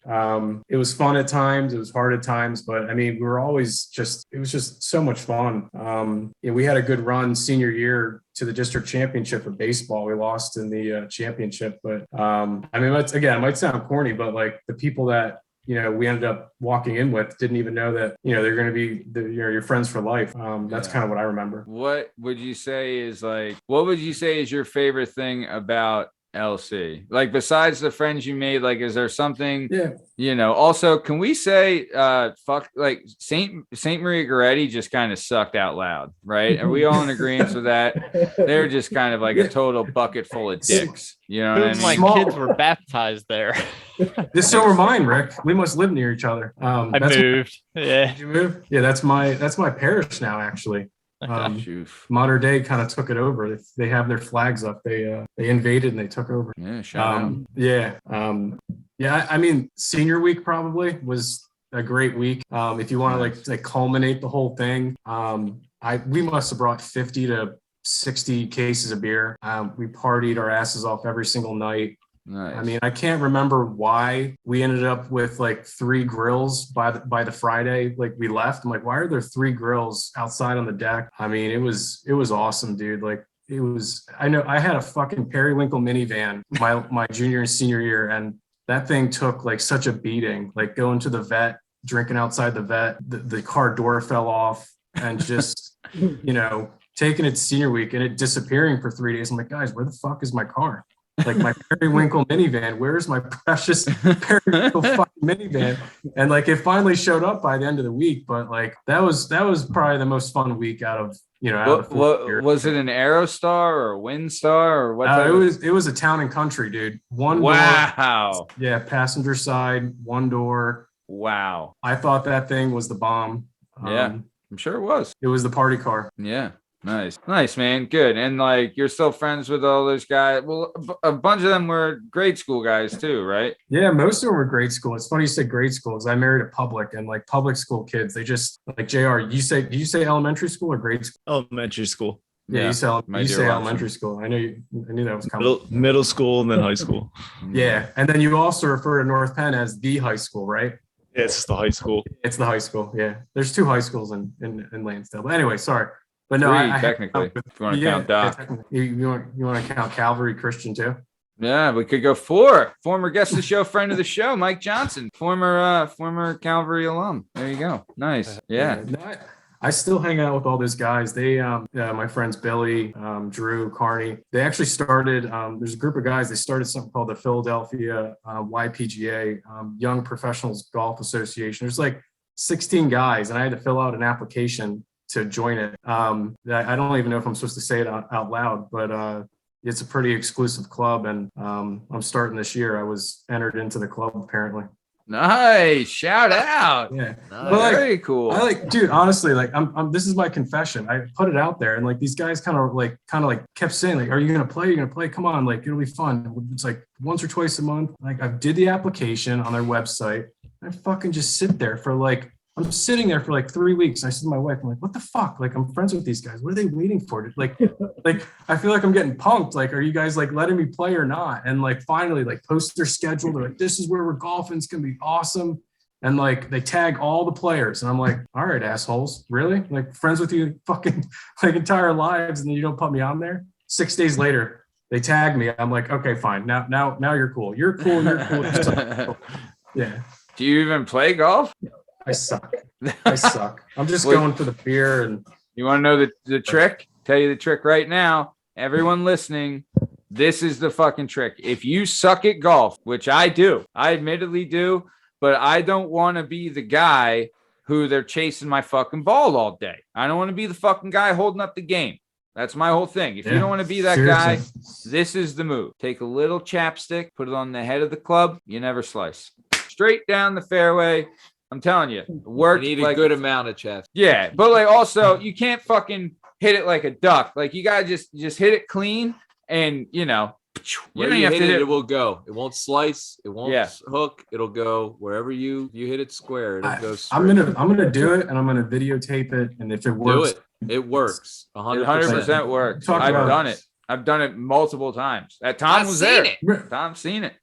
300 yards straight down the fairway. The kid says like knuckle puck, like this is your knuckle puck. If it's Dude, knuckle puck, you need to name it. Man, slippery ball. That's what Mac calls it. Slippery ball. My chappy ball. There That's a good old slippery ball. Yeah. I don't want to jump to like the like we went from like the most fun to like, I don't want to say the worst, but like the most vivid thing I remember too. And I don't know if you guys remember this, but like 9/11 when Mr. G and Mr. Bailey went on like the big screen, like, and like they told us about it. Like I remember that like it was yesterday. I didn't want to pull the mood or anything because we've had so much fun. But like that's college. Yeah, I remember that like you were in college, Rick? You said? Yeah, we were freshmen. So and elaborate on that a little more. So we were juniors. I was at North Penn when it happened, and so 9/11 happens. It's like the fucking second day of school or whatever, right? And so how did they tell you how'd it go? It was like a weird day because then like,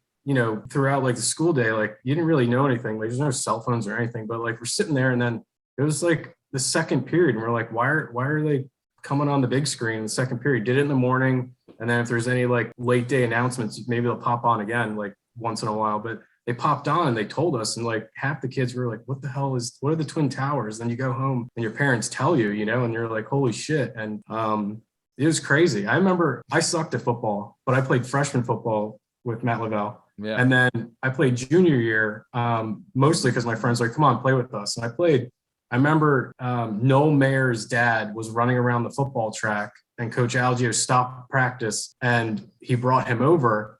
I mean, and this was only like October and like they were still trying to find people. And, you know, Mr. Mayers was like, hey, I have this coin in my pocket and like, this is my lucky coin. And, you know, I'm like praying to God that, you know, my luck comes through, you know, and like, I'll never forget that practice, like ever. Fuck, dude, that's heavy.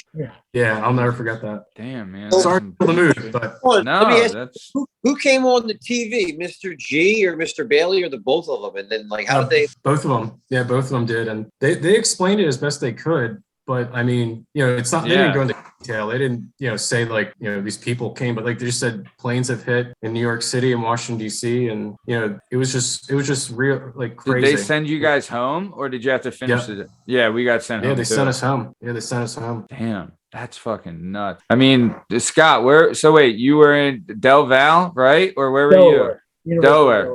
Oh, did you play with Yeager? Mike Yeager? No, he played at Bloom. I went to Bloom after. Oh, okay.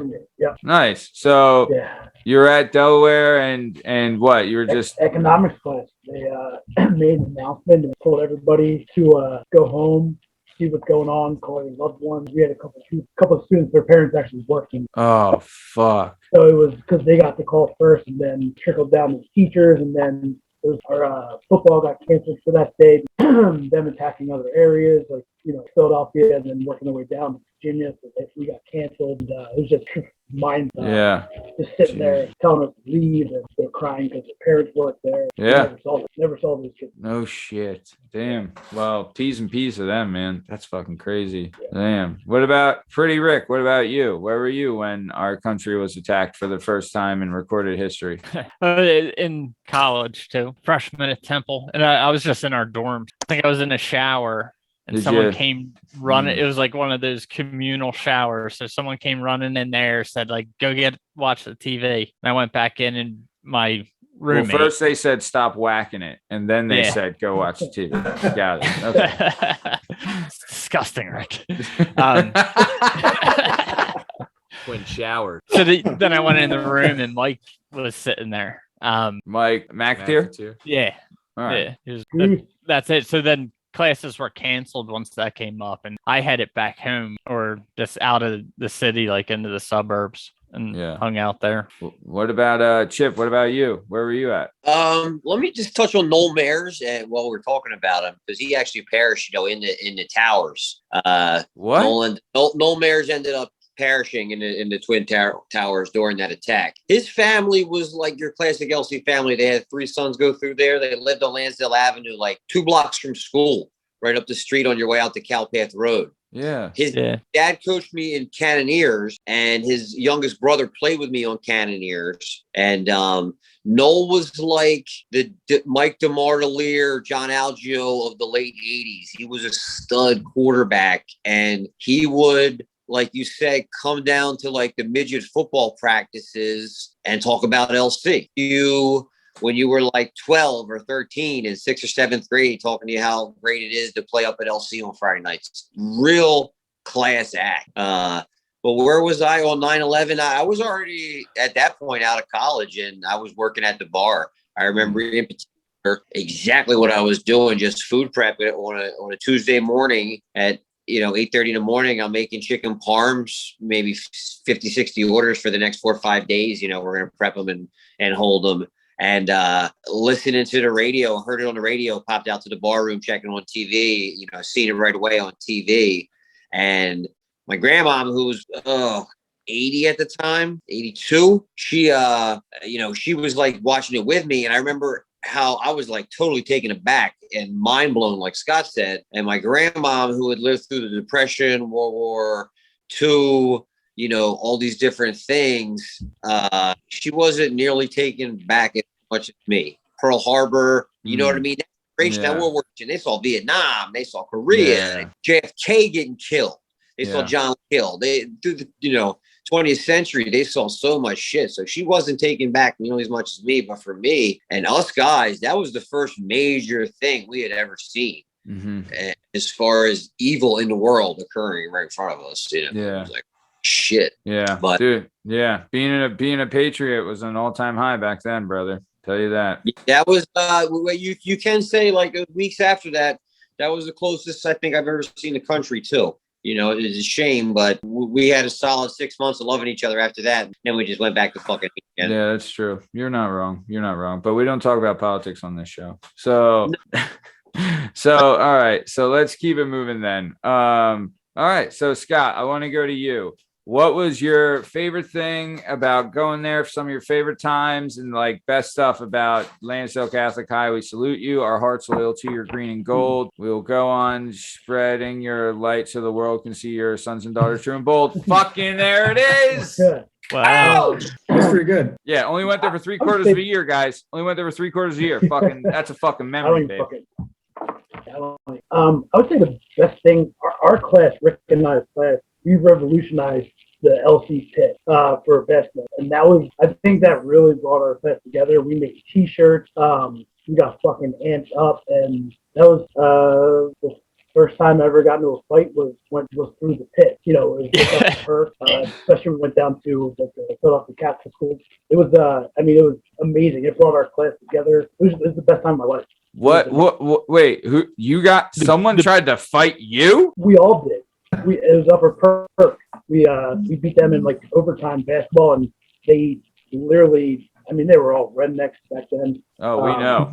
Yeah. So, and we got into a fight after the basketball game. It was our senior, and it was just a fucking all-out brawl. And it was the best time of our life. And our class that made our class like come together. We went to the semifinals of the state that year in basketball. So it was amazing.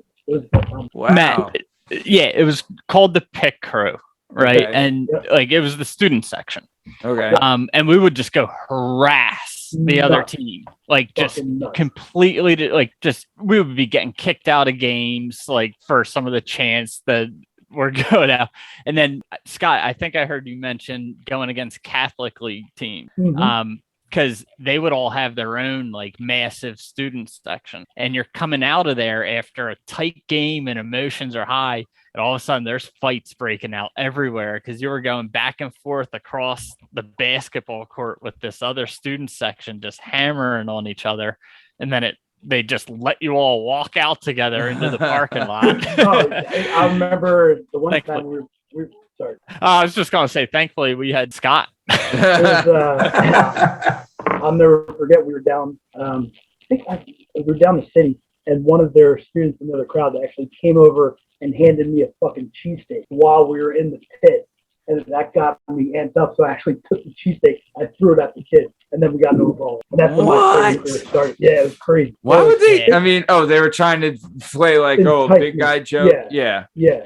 Jokes on them. Fucking cheesesteak was probably delicious. But that guy got it right in his face. Good. Fuck him. Yeah. But it was it brought our class together, and we were a really tight crew. So it was like you guys were like a gang almost. Oh, dude, we would all show. I mean, even on away games, we'd roll up with like 40, 50 people for the kid crew. So it was like the thing to do then. That was like, oh yeah, and it was just for basketball. Mm-hmm. Nice. Yep.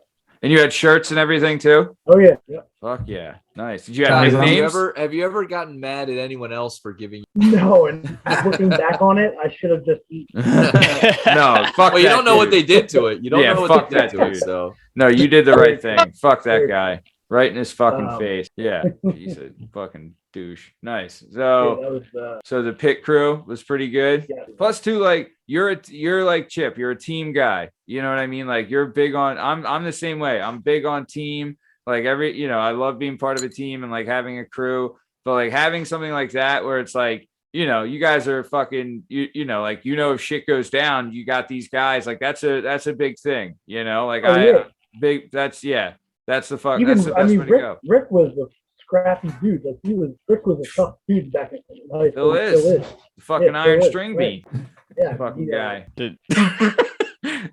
Cat got your tongue there, Ricky? But no, man. I'll tell you this. When the upper perk, nothing, dude. Me and Tom, and I told the story on the show previously for Pete McCormick when he came through in the clutch against upper perk. But I'll tell you, that place, those rednecks got fucking wild for sports, man. They went, because that is like their pro team out there. You know what I mean? Like everyone I don't know if maybe basketball was as much, but their wrestling was like, they fucking were like, that was their thing. Yeah. Nice. So awesome. Good things you beat the shit out of those guys because they're fucking nuts. Oh, I definitely got some licks. Yeah. Definitely got my face down. I'm sure you got the better of most of them, they're probably not tall enough to hit you. So nice. So let's keep it moving then. So Riff and Hoof Mill Flanin'. What do you got? Favorite things, best thing about it? What do you got going? It's hard to come up with just one thing that stands multiple out, but going off of that, I mean, really, basketball was huge, but I remember going to our soccer games. Our soccer team was unbelievable our senior year. I think they lost in the semifinals of the states or something like that, but went out to Hershey to watch them play. I remember dressing up in face paint to go watch our field hockey team. I think the biggest thing on that I remember about high school is never being home. Like, especially junior, senior year, if there was anything going on, we were all just going it, just to not be home, just to be together with all your friends and your classmates. I mean, even senior year, I would be home 2 or 3 nights a week because we were sleeping at Peyton's house on school nights but it was your whole world. Yeah. High school was. I mean, really, like every waking moment. Yeah. Where did you, and like, I mean, you really did like dive into it head first, really liked it. You know what I mean? And like you kind of had your crew and stuff like that. You know what I'm saying? But like it seemed like there's some places where it's like school spirit is like you're a douche. You know what I mean? But it seems like for you guys, you really did like, even you, Ant, you were a couple grades below, but like school spirit was like cool. Like, no, we fucking love it here. We love fucking like the crew we have. And maybe you don't love like the administration and all that and like all that shit, but like you love like the guys you're in here with and the crew you're with and stuff like that, right? I would say that's the difference between Lansdale Catholic and North Penn. There's a pride there. There is a pride with Lansdale Catholic that it's like, you felt like it was like a badge of honor. I don't know. I just feel like there was more pride in your stuff at LC than there was at North Penn. And Mike, in certain things, I would agree, but I don't know. Because it's more tight knit. You know what I mean? It is. Like, it's not like you're saying pride is a group. You're right.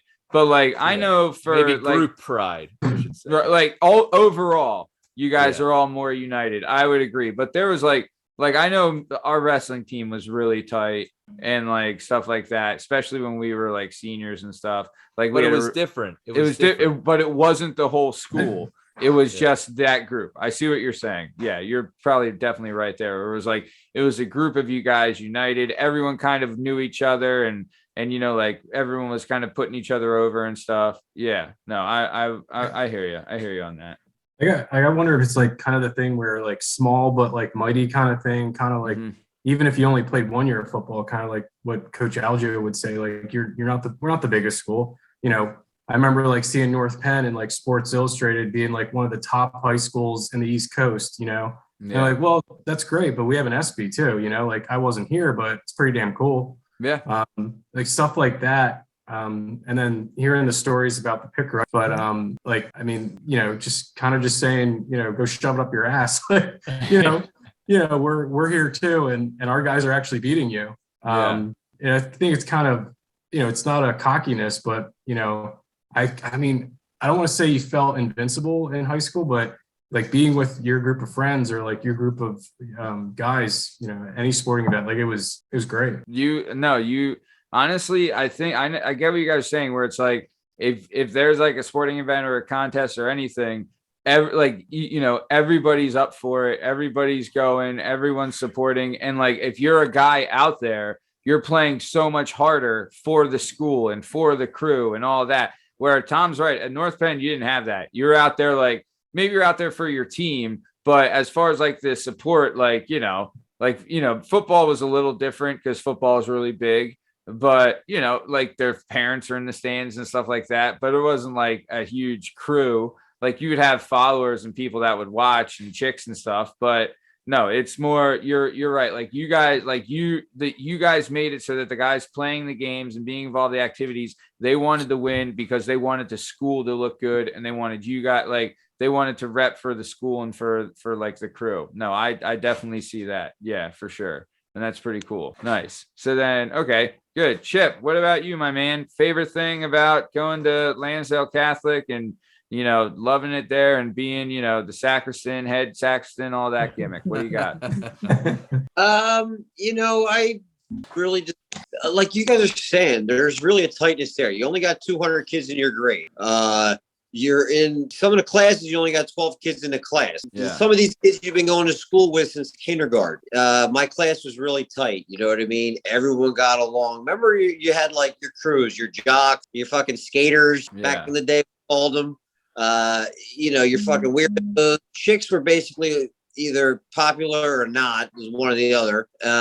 But by the end of like senior year, for the most part, the classes pretty much gel up and you're just one big friend. That was huge. I got so many friends from school that I still keep in touch with. You know, I call chipper tabs. I keep tabs on people. I try to text people, not only in my grade, but in grades above, just randomly through the year, or just send them a little like, hey, you're fucking great dad. I see what's going on your shit on Instagram, and you're constantly doing shit with your kids, man. You're killing it. Little things like that, cool, you know. Like Scott said, it was fun as shit getting into fights after the basketball game. You know, you did you had a little us versus them mentality going to LC. Yeah. You know what I mean? You're the small little school. You're the underdog. As far as sports in the league, people think you're coming from a private school and you got like a shit ton of money, and you know, little do they know the school is the same thing from the 1950s, and your parents are busting their ass trying to put you through there. And, you know, you're just a fucking neighborhood kid from Cannon Avenue that washed dishes on Friday and Saturday nights. Yeah. You know, one of my favorite things about going to LC was being on the football team, man. You just became really tight with those guys. It was a great camaraderie. It gave you a place to be like 7 days a week. You got to know the kids above you. If you were lucky like me, I got mentored by Scott's older brother, Joe, and taken under his wing. And then, you know, you try to like help the kid that's younger than you. You can get a pretty good relationship with kids 2 years older than you, 2 years younger than you. And you got a pretty good crew.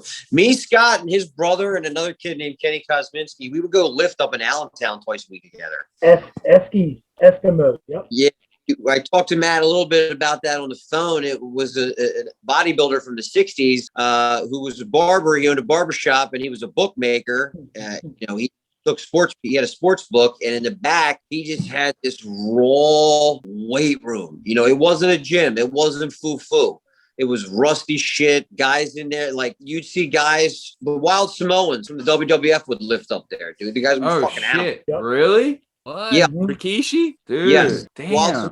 Lifting there. And Sika. And,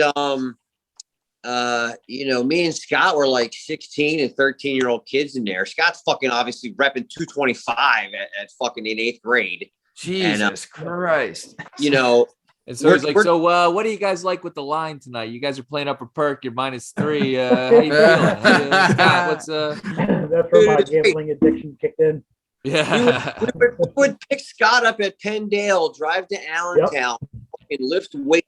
Drive to the Roy Rogers on the turnpike on the way home, eat 3 roast beef sandwiches, and then we go to watch a high school playoff game at Phoenixville. And if we were lucky, we could fight the kids in the hallway afterwards. Jesus Christ. So it was fun. Yeah, good times. Good fucking times. Nut job. Fucking nuts. So you go to a bookmaker's barber shop, you lift weights in the back with the Wild Samoans, you grab 3 Arby's roast beef sandwiches, and then you fight the kids from Phoenixville after a playoff game. All right, high school. Sounds great. There's a regular old, Hey, night, bro. No, just one of Tribbs' guys. Just one of Tribbs' guys. Fucking shout out.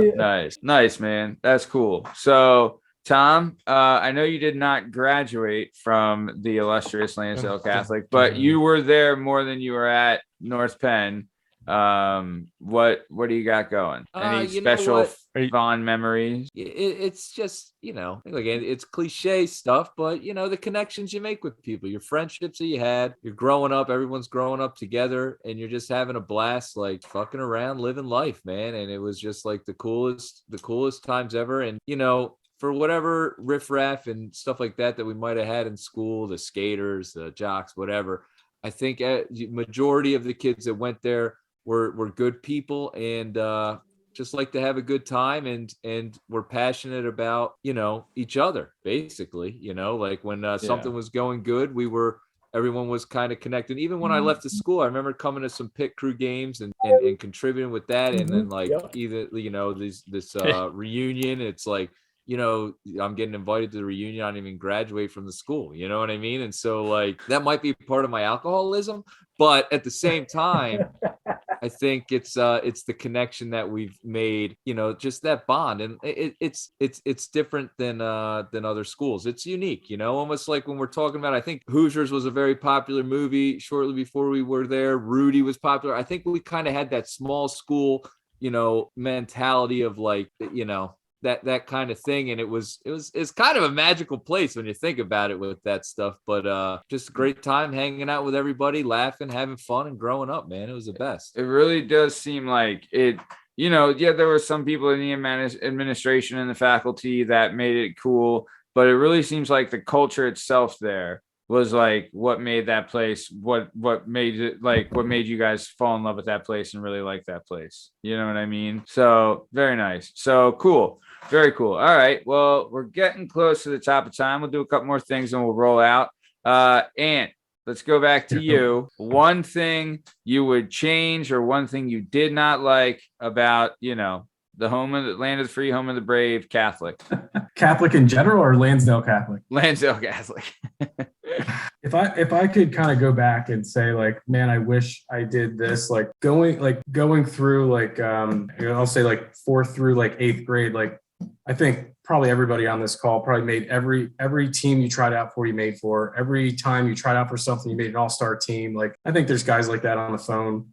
Like my thing was freshman year, I made JV baseball. There was only 5 of us that made JV baseball. And then the next year we all, we were the swingers from JV to varsity. So that was awesome. But I remember again, vividly, I did not make freshman basketball, and that like crushed me. I remember they printed it out on the bulletin board. They put it right next to the activities office. I remember looking at that fucking list and I was like, mother effer. I mean, I wouldn't change anything about the experience because again, like all the great things we've talked about, but if I could go back and be like, damn, I wish I did that there. Like, I wish I could kind of go back and be like, why did I not kind of go down there and do that? Because, that's the one thing I'm like, damn it, I wish I could have done that. I wouldn't change the wearing the same damn thing every day. I wouldn't change wearing the same tie for 3 years. Like, I don't have a problem with wearing the same thing over and over again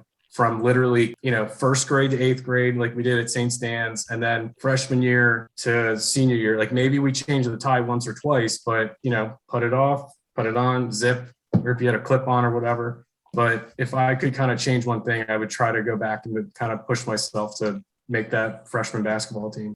Damn. All right, man. Well, no, and I'll tell you this, man, you're selling yourself a little short. You're a really good athlete. And I remember, because I mean, you're one of the best ones that we had at our school, and you've always been a good dude. So, shout out. Very cool. Nice. So let's keep it moving. Scott, what's one thing you didn't like? What's something you would change? What's something, that really stuck in your craw about old, LC?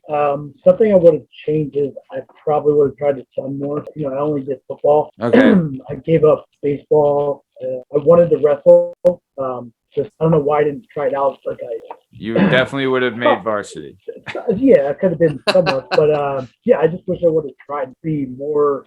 I was a very sheltered. I didn't really talk much during school. Just I didn't try to. Well, I feel like you were at such a star athlete status level that my perception of it, at least, is that you were right.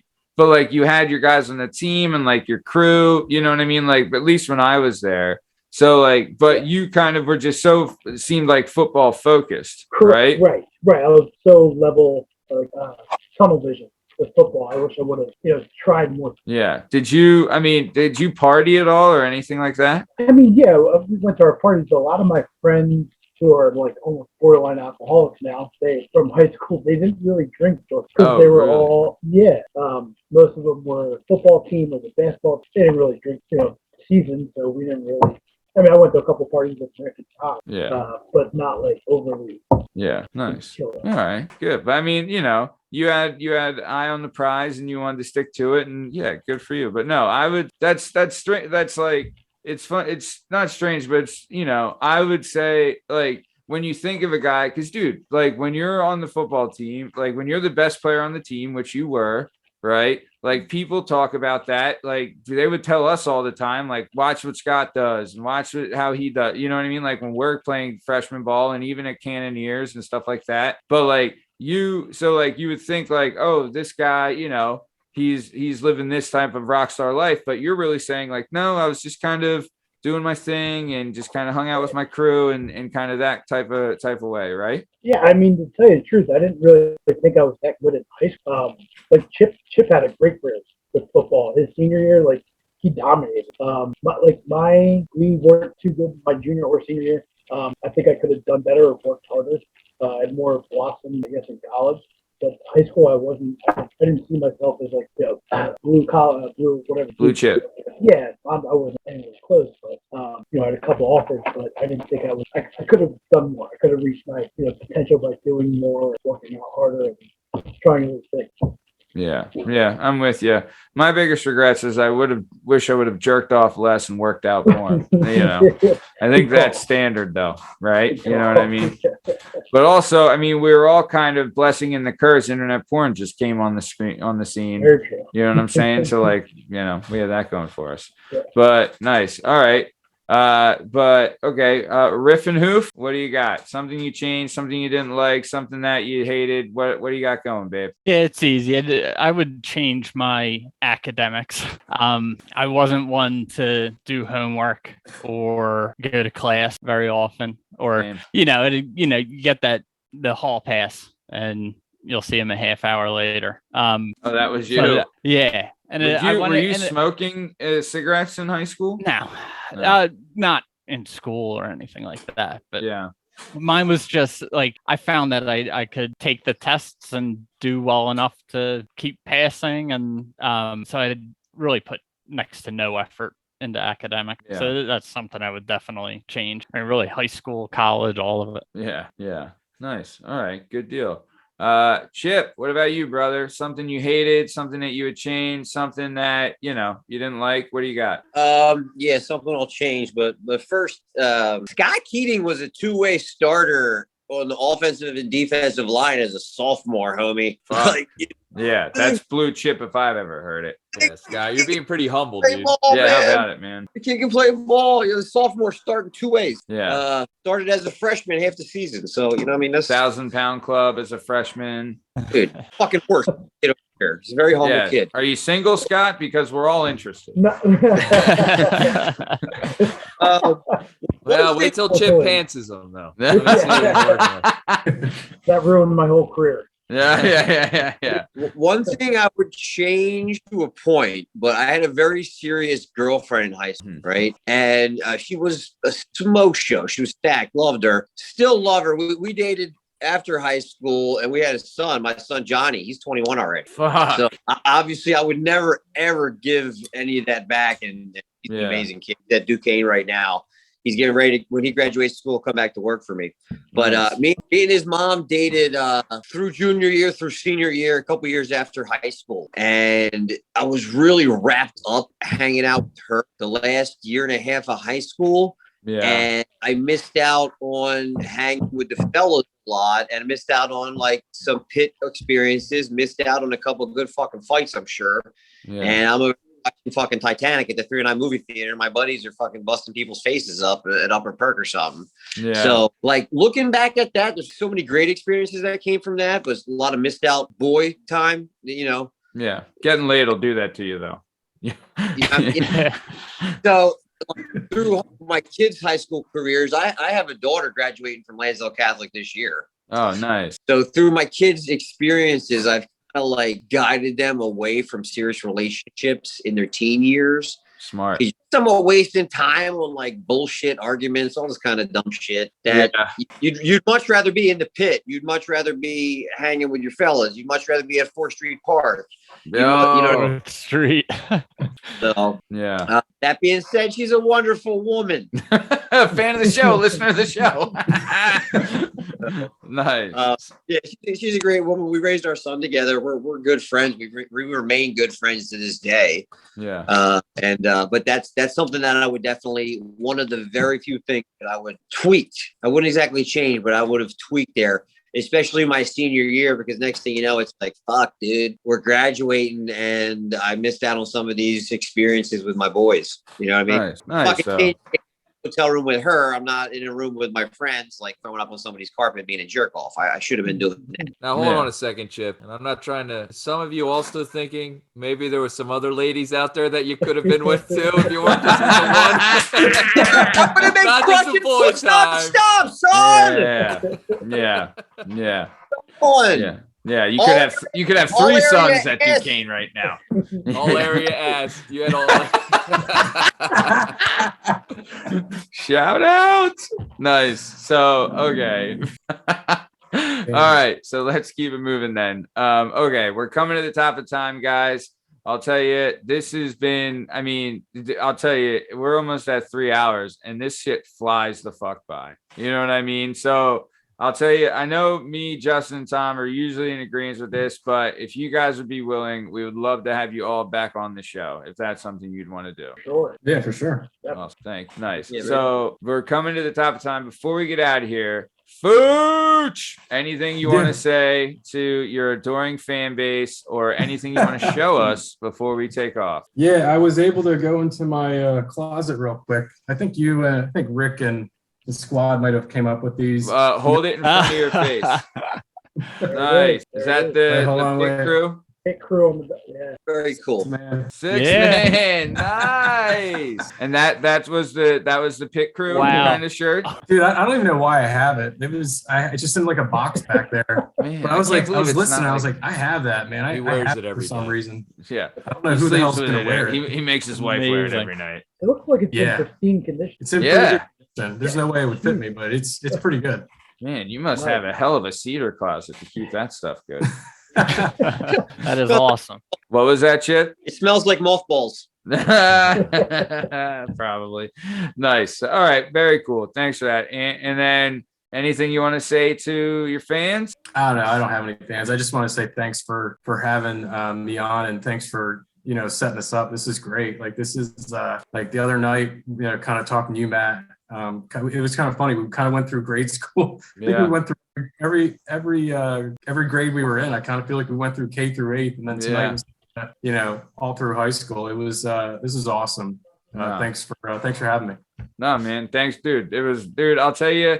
And like I said when we were talking, you've always been a good dude, honest Anthony since day one. And like you're a good dude. And I honestly, when you said you'd like the show and listen to the show, it means the world to me. So you coming on and being here, I can't thank you enough, man. So thanks for being here for sure. And honestly, bro. Hey, thanks, man. Appreciate it. And we're definitely gonna have you back on. So maybe, Roundtable Part 2, LC, or maybe a St. Stan's Roundtable. Yeah, nice. Who cares? You should have went to UNAMI, Rick.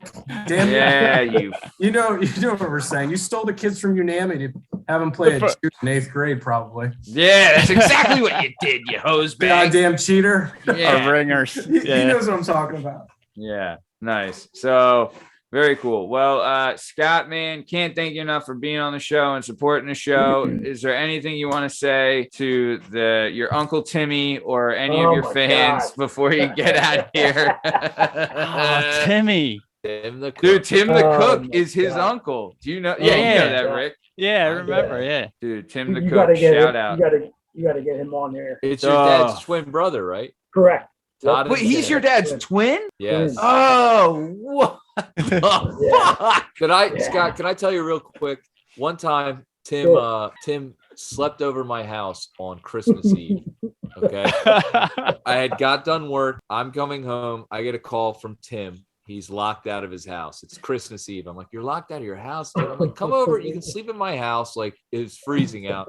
He comes over, sleeps in my house, right? Set him up on the couch with a blanket or whatever. Fucker clogs my toilet, taking a shit in the toilet. And he leaves all these candy wrappers.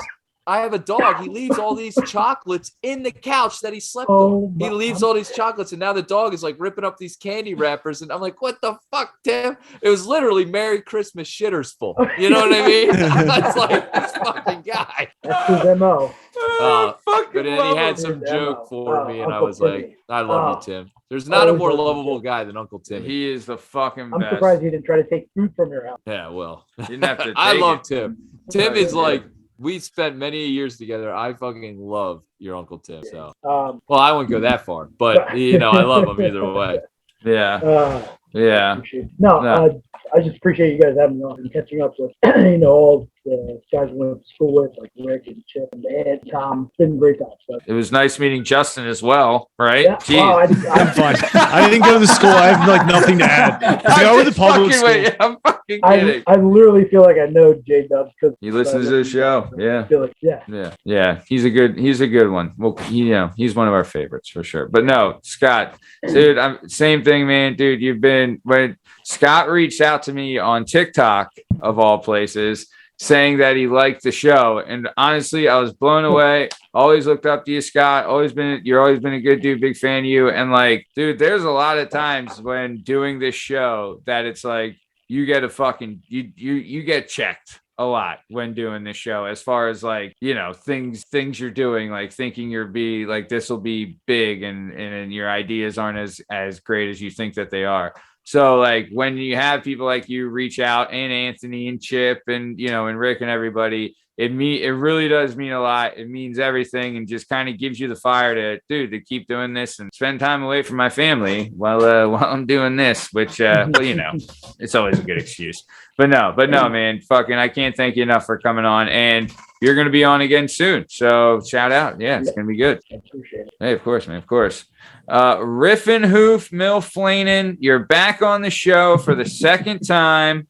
I mean, the first time, I'll have to say, your first episode did monster numbers on the show. One of our best shows we ever had. And it was early doors, too, because one, it was only audio at that point. We didn't have video. And I believe Pete was the co-host. Is that right? He was. Yeah. Wow. Me, you, and Party Boy. God. Yeah. Seems like Justin, August you jumped on? September? Might have been like November. Yeah. No. It was late in the year. It wasn't September? So. I don't know. I feel like you've been on for a while. Yeah. You're probably right. You probably know better than I do. Yeah. School. But yeah, so I mean, Rick, I think we recorded like around this time last year. It was. I think it's been exactly a year since we recorded. Shut the fuck. I'll have to check. I have it all. Yeah. But damn, man, nice. So yeah, what do you think about your second time on the show? And thanks for being on. And anything you got to say to the Riffin, Hoof Mill, Flanin' faithful out there? It was so much fun. This is one of my favorite topics because I so often forget so much about it. Like I just don't remember much from high school until we get talking about it, and then all of a sudden everything's coming back, and I could just go on for hours. So it was so much fun. And the only other thing is, Tom, fuck you. I won't do it. You tell me. What is that? Fuck you. I won't do what you tell me. Yeah, but why? I mean, is that you're just quoting Rage Against the Machine, or did he tell you Tom something then you're not going to do? Me like 2 times a week, just out of the blue, will text me. Fuck you. I won't do it. You tell me. That's great. All right. Well, looks like Riff and Hoof got the better of that one. Very nice. So thanks for that, Pretty Rick. And thanks for supporting the show and supporting our ecosystem by having 55 children. So let's keep it moving. Chipper, thanks for coming back on, man. Big fan of you. And, I was really happy the last time you were here, we were able to, support Chef Chipper and Mission Nutrition and all that stuff. I know you got another big venture coming up, or by the time this airs, it probably would have already happened. But anything you want to say to the Chef Chipper fan base before we take off? Millions and millions of Chippomaniacs out there. Chippomaniacs. Great subject matter. Talking about LC. We can always chop it up about LC. Sure. Great talking to you guys, getting your perspectives about it. Really great to see Scott. Really think a lot about his family. I tell you, I could talk to you about another 3 hours about how great his family is and how they really made me feel like one of the crew, even though I was the youngest kid. I was in the 9th grade around the varsity scenario. His family was a big, making me feel whole.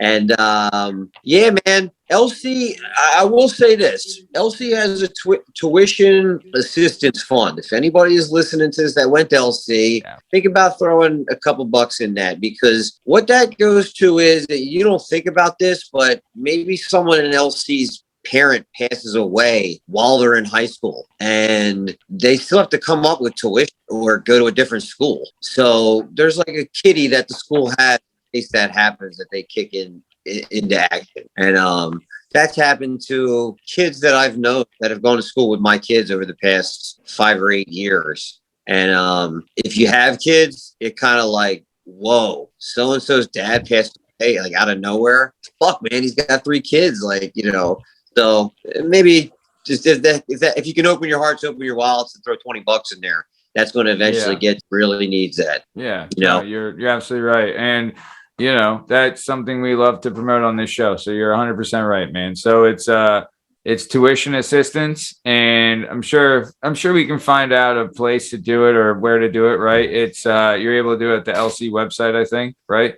Yeah, I'm sure if you go right on the LC website where it says donate and you put it in there and you put in the memo line tuition assistance fund, that'll go to where it goes. Very nice. We'll have a link in the description of the show for anyone that's interested in doing that. Very cool. Very nice shout out, Chip.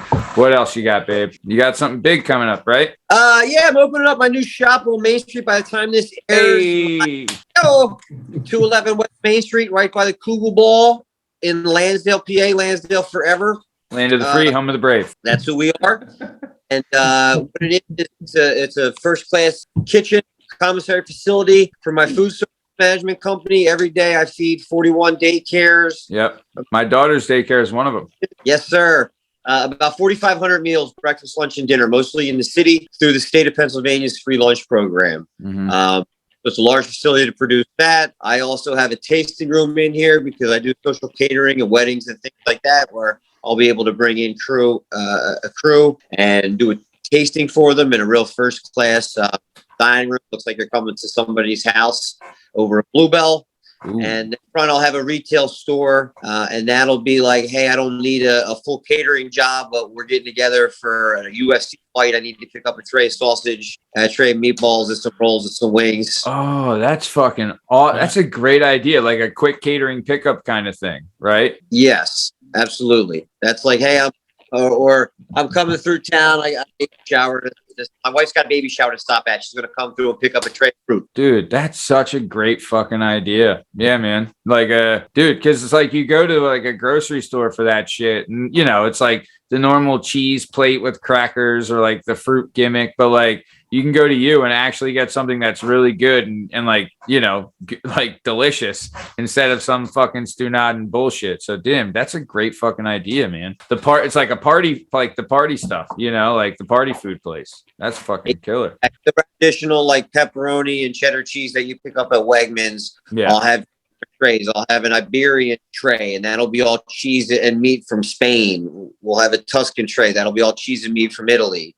And so on and so forth. Nice. Fuck yeah, dude. I will say this. So over Christmas, you did the Mission Nutrition and you did the food. You did like the hot plate giveaway down at the Kent or at the Moss Rec, right? Was it? Yes, we did a holiday meal giveaway at the Moss Rec Center, 5700 Torresdale Avenue down the city. Mm-hmm. And we probably fed about 75 people that were in need of a hot meal, you know, traditional turkey stuffing, mashed potatoes. I set the chafing dishes up. I had crowns and coloring books I gave out to kids. I had cupcakes and desserts and, you know, help some people in the neighborhood that could use it. And you came down to visit with your daughter, which was really, no, I honestly, I know she's young, but I wanted her to see that where it's like what you're doing, what you do is a great service, and it's something that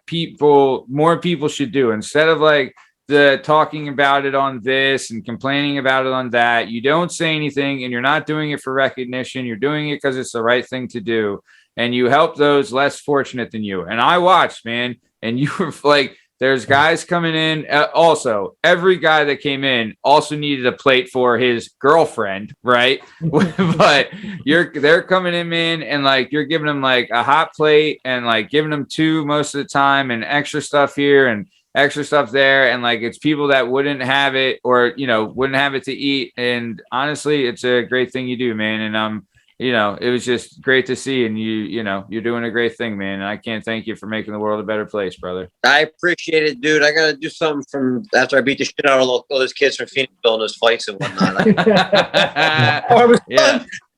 Yeah. Classic Tribbs guy, right? Classic Tribbs guy. No. Hey, man. Honestly, I'll tell you this. I bet that's something that comes from like you know, like your generosity. I don't know, Chip, you've always been kind of like a generous, good dude, at least from my experience with you. But maybe, I mean, LC does preach those kind of things and that kind of ethics of like giving to those less fortunate and looking out for people and like stuff like that. So I don't know, man, but I think that's more you than LC, but I don't think it hurt that in a way. But yeah, no, keep doing your thing. And we'll have a link for AAA Catering in the description of this episode. Highly suggest you check it out. And like he said, hey man, if you're near there and I'm going to a party or I'm going to a whatever, grab something real quick, fucking take it over. It'll definitely be the hit of the party and be good shit. You know what I'm saying? So very good. And we'll have AAA Catering link in the description, like we said.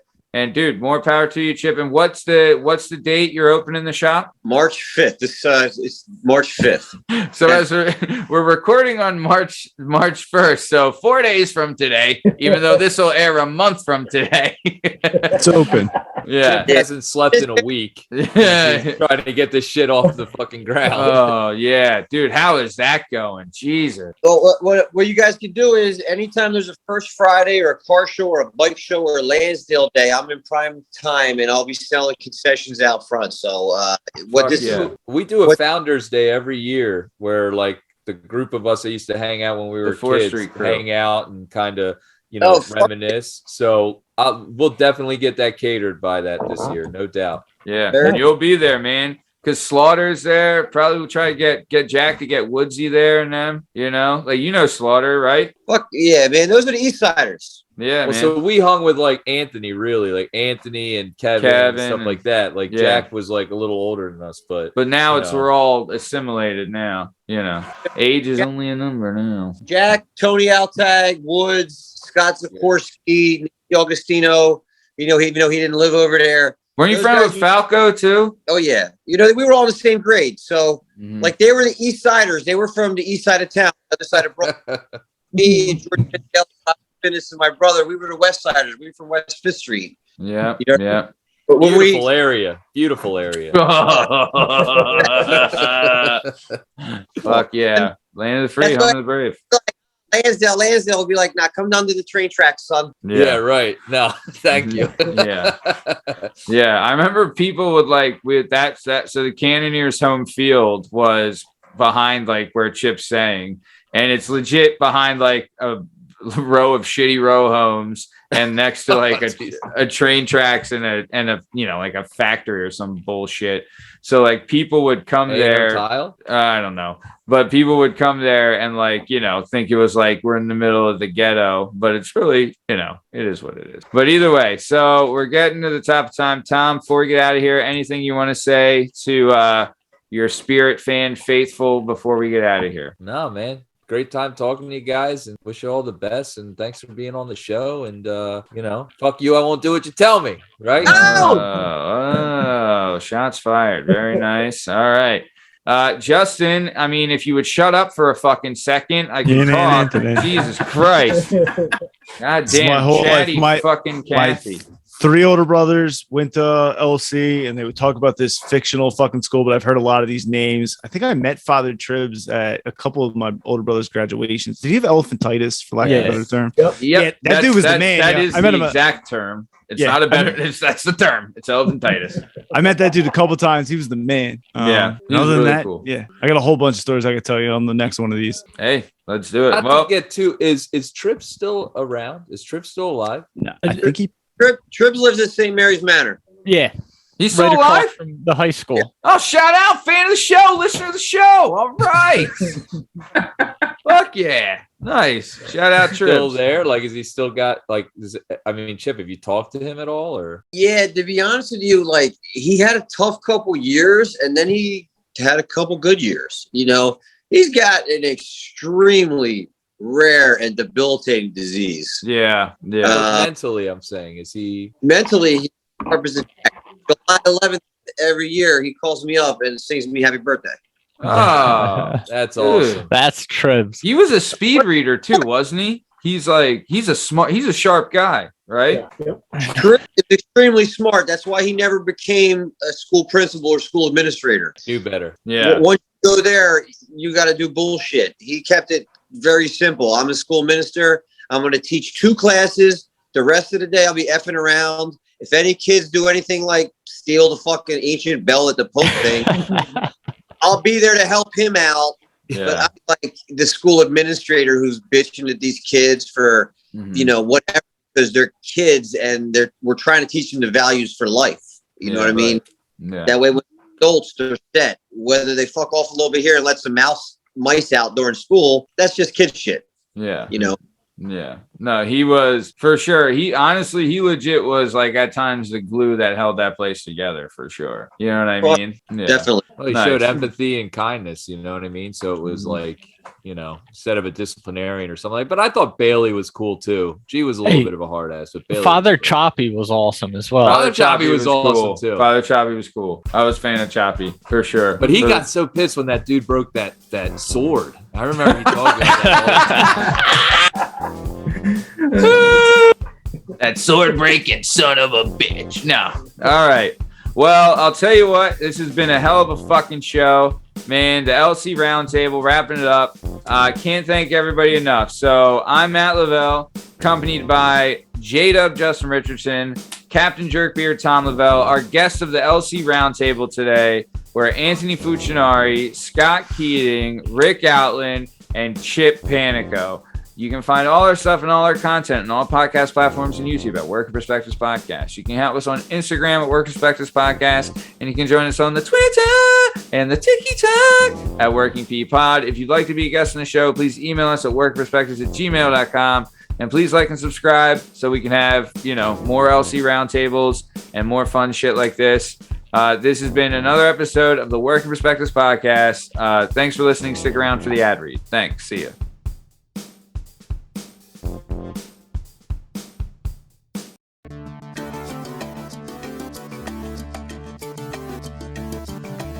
Do you have a message or a story inside of you that you've been waiting to tell? Have you always dreamed of writing a book, but are intimidated by the complexities of the book publishing world? Perhaps you want to use a book to launch your public speaking or consulting career.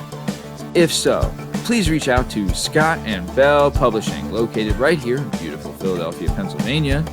Scott and Bell Publishing handle all genres and authors with all experience levels. Scott & Bell Publishing gives authors 100% creative freedom and a higher royalty split.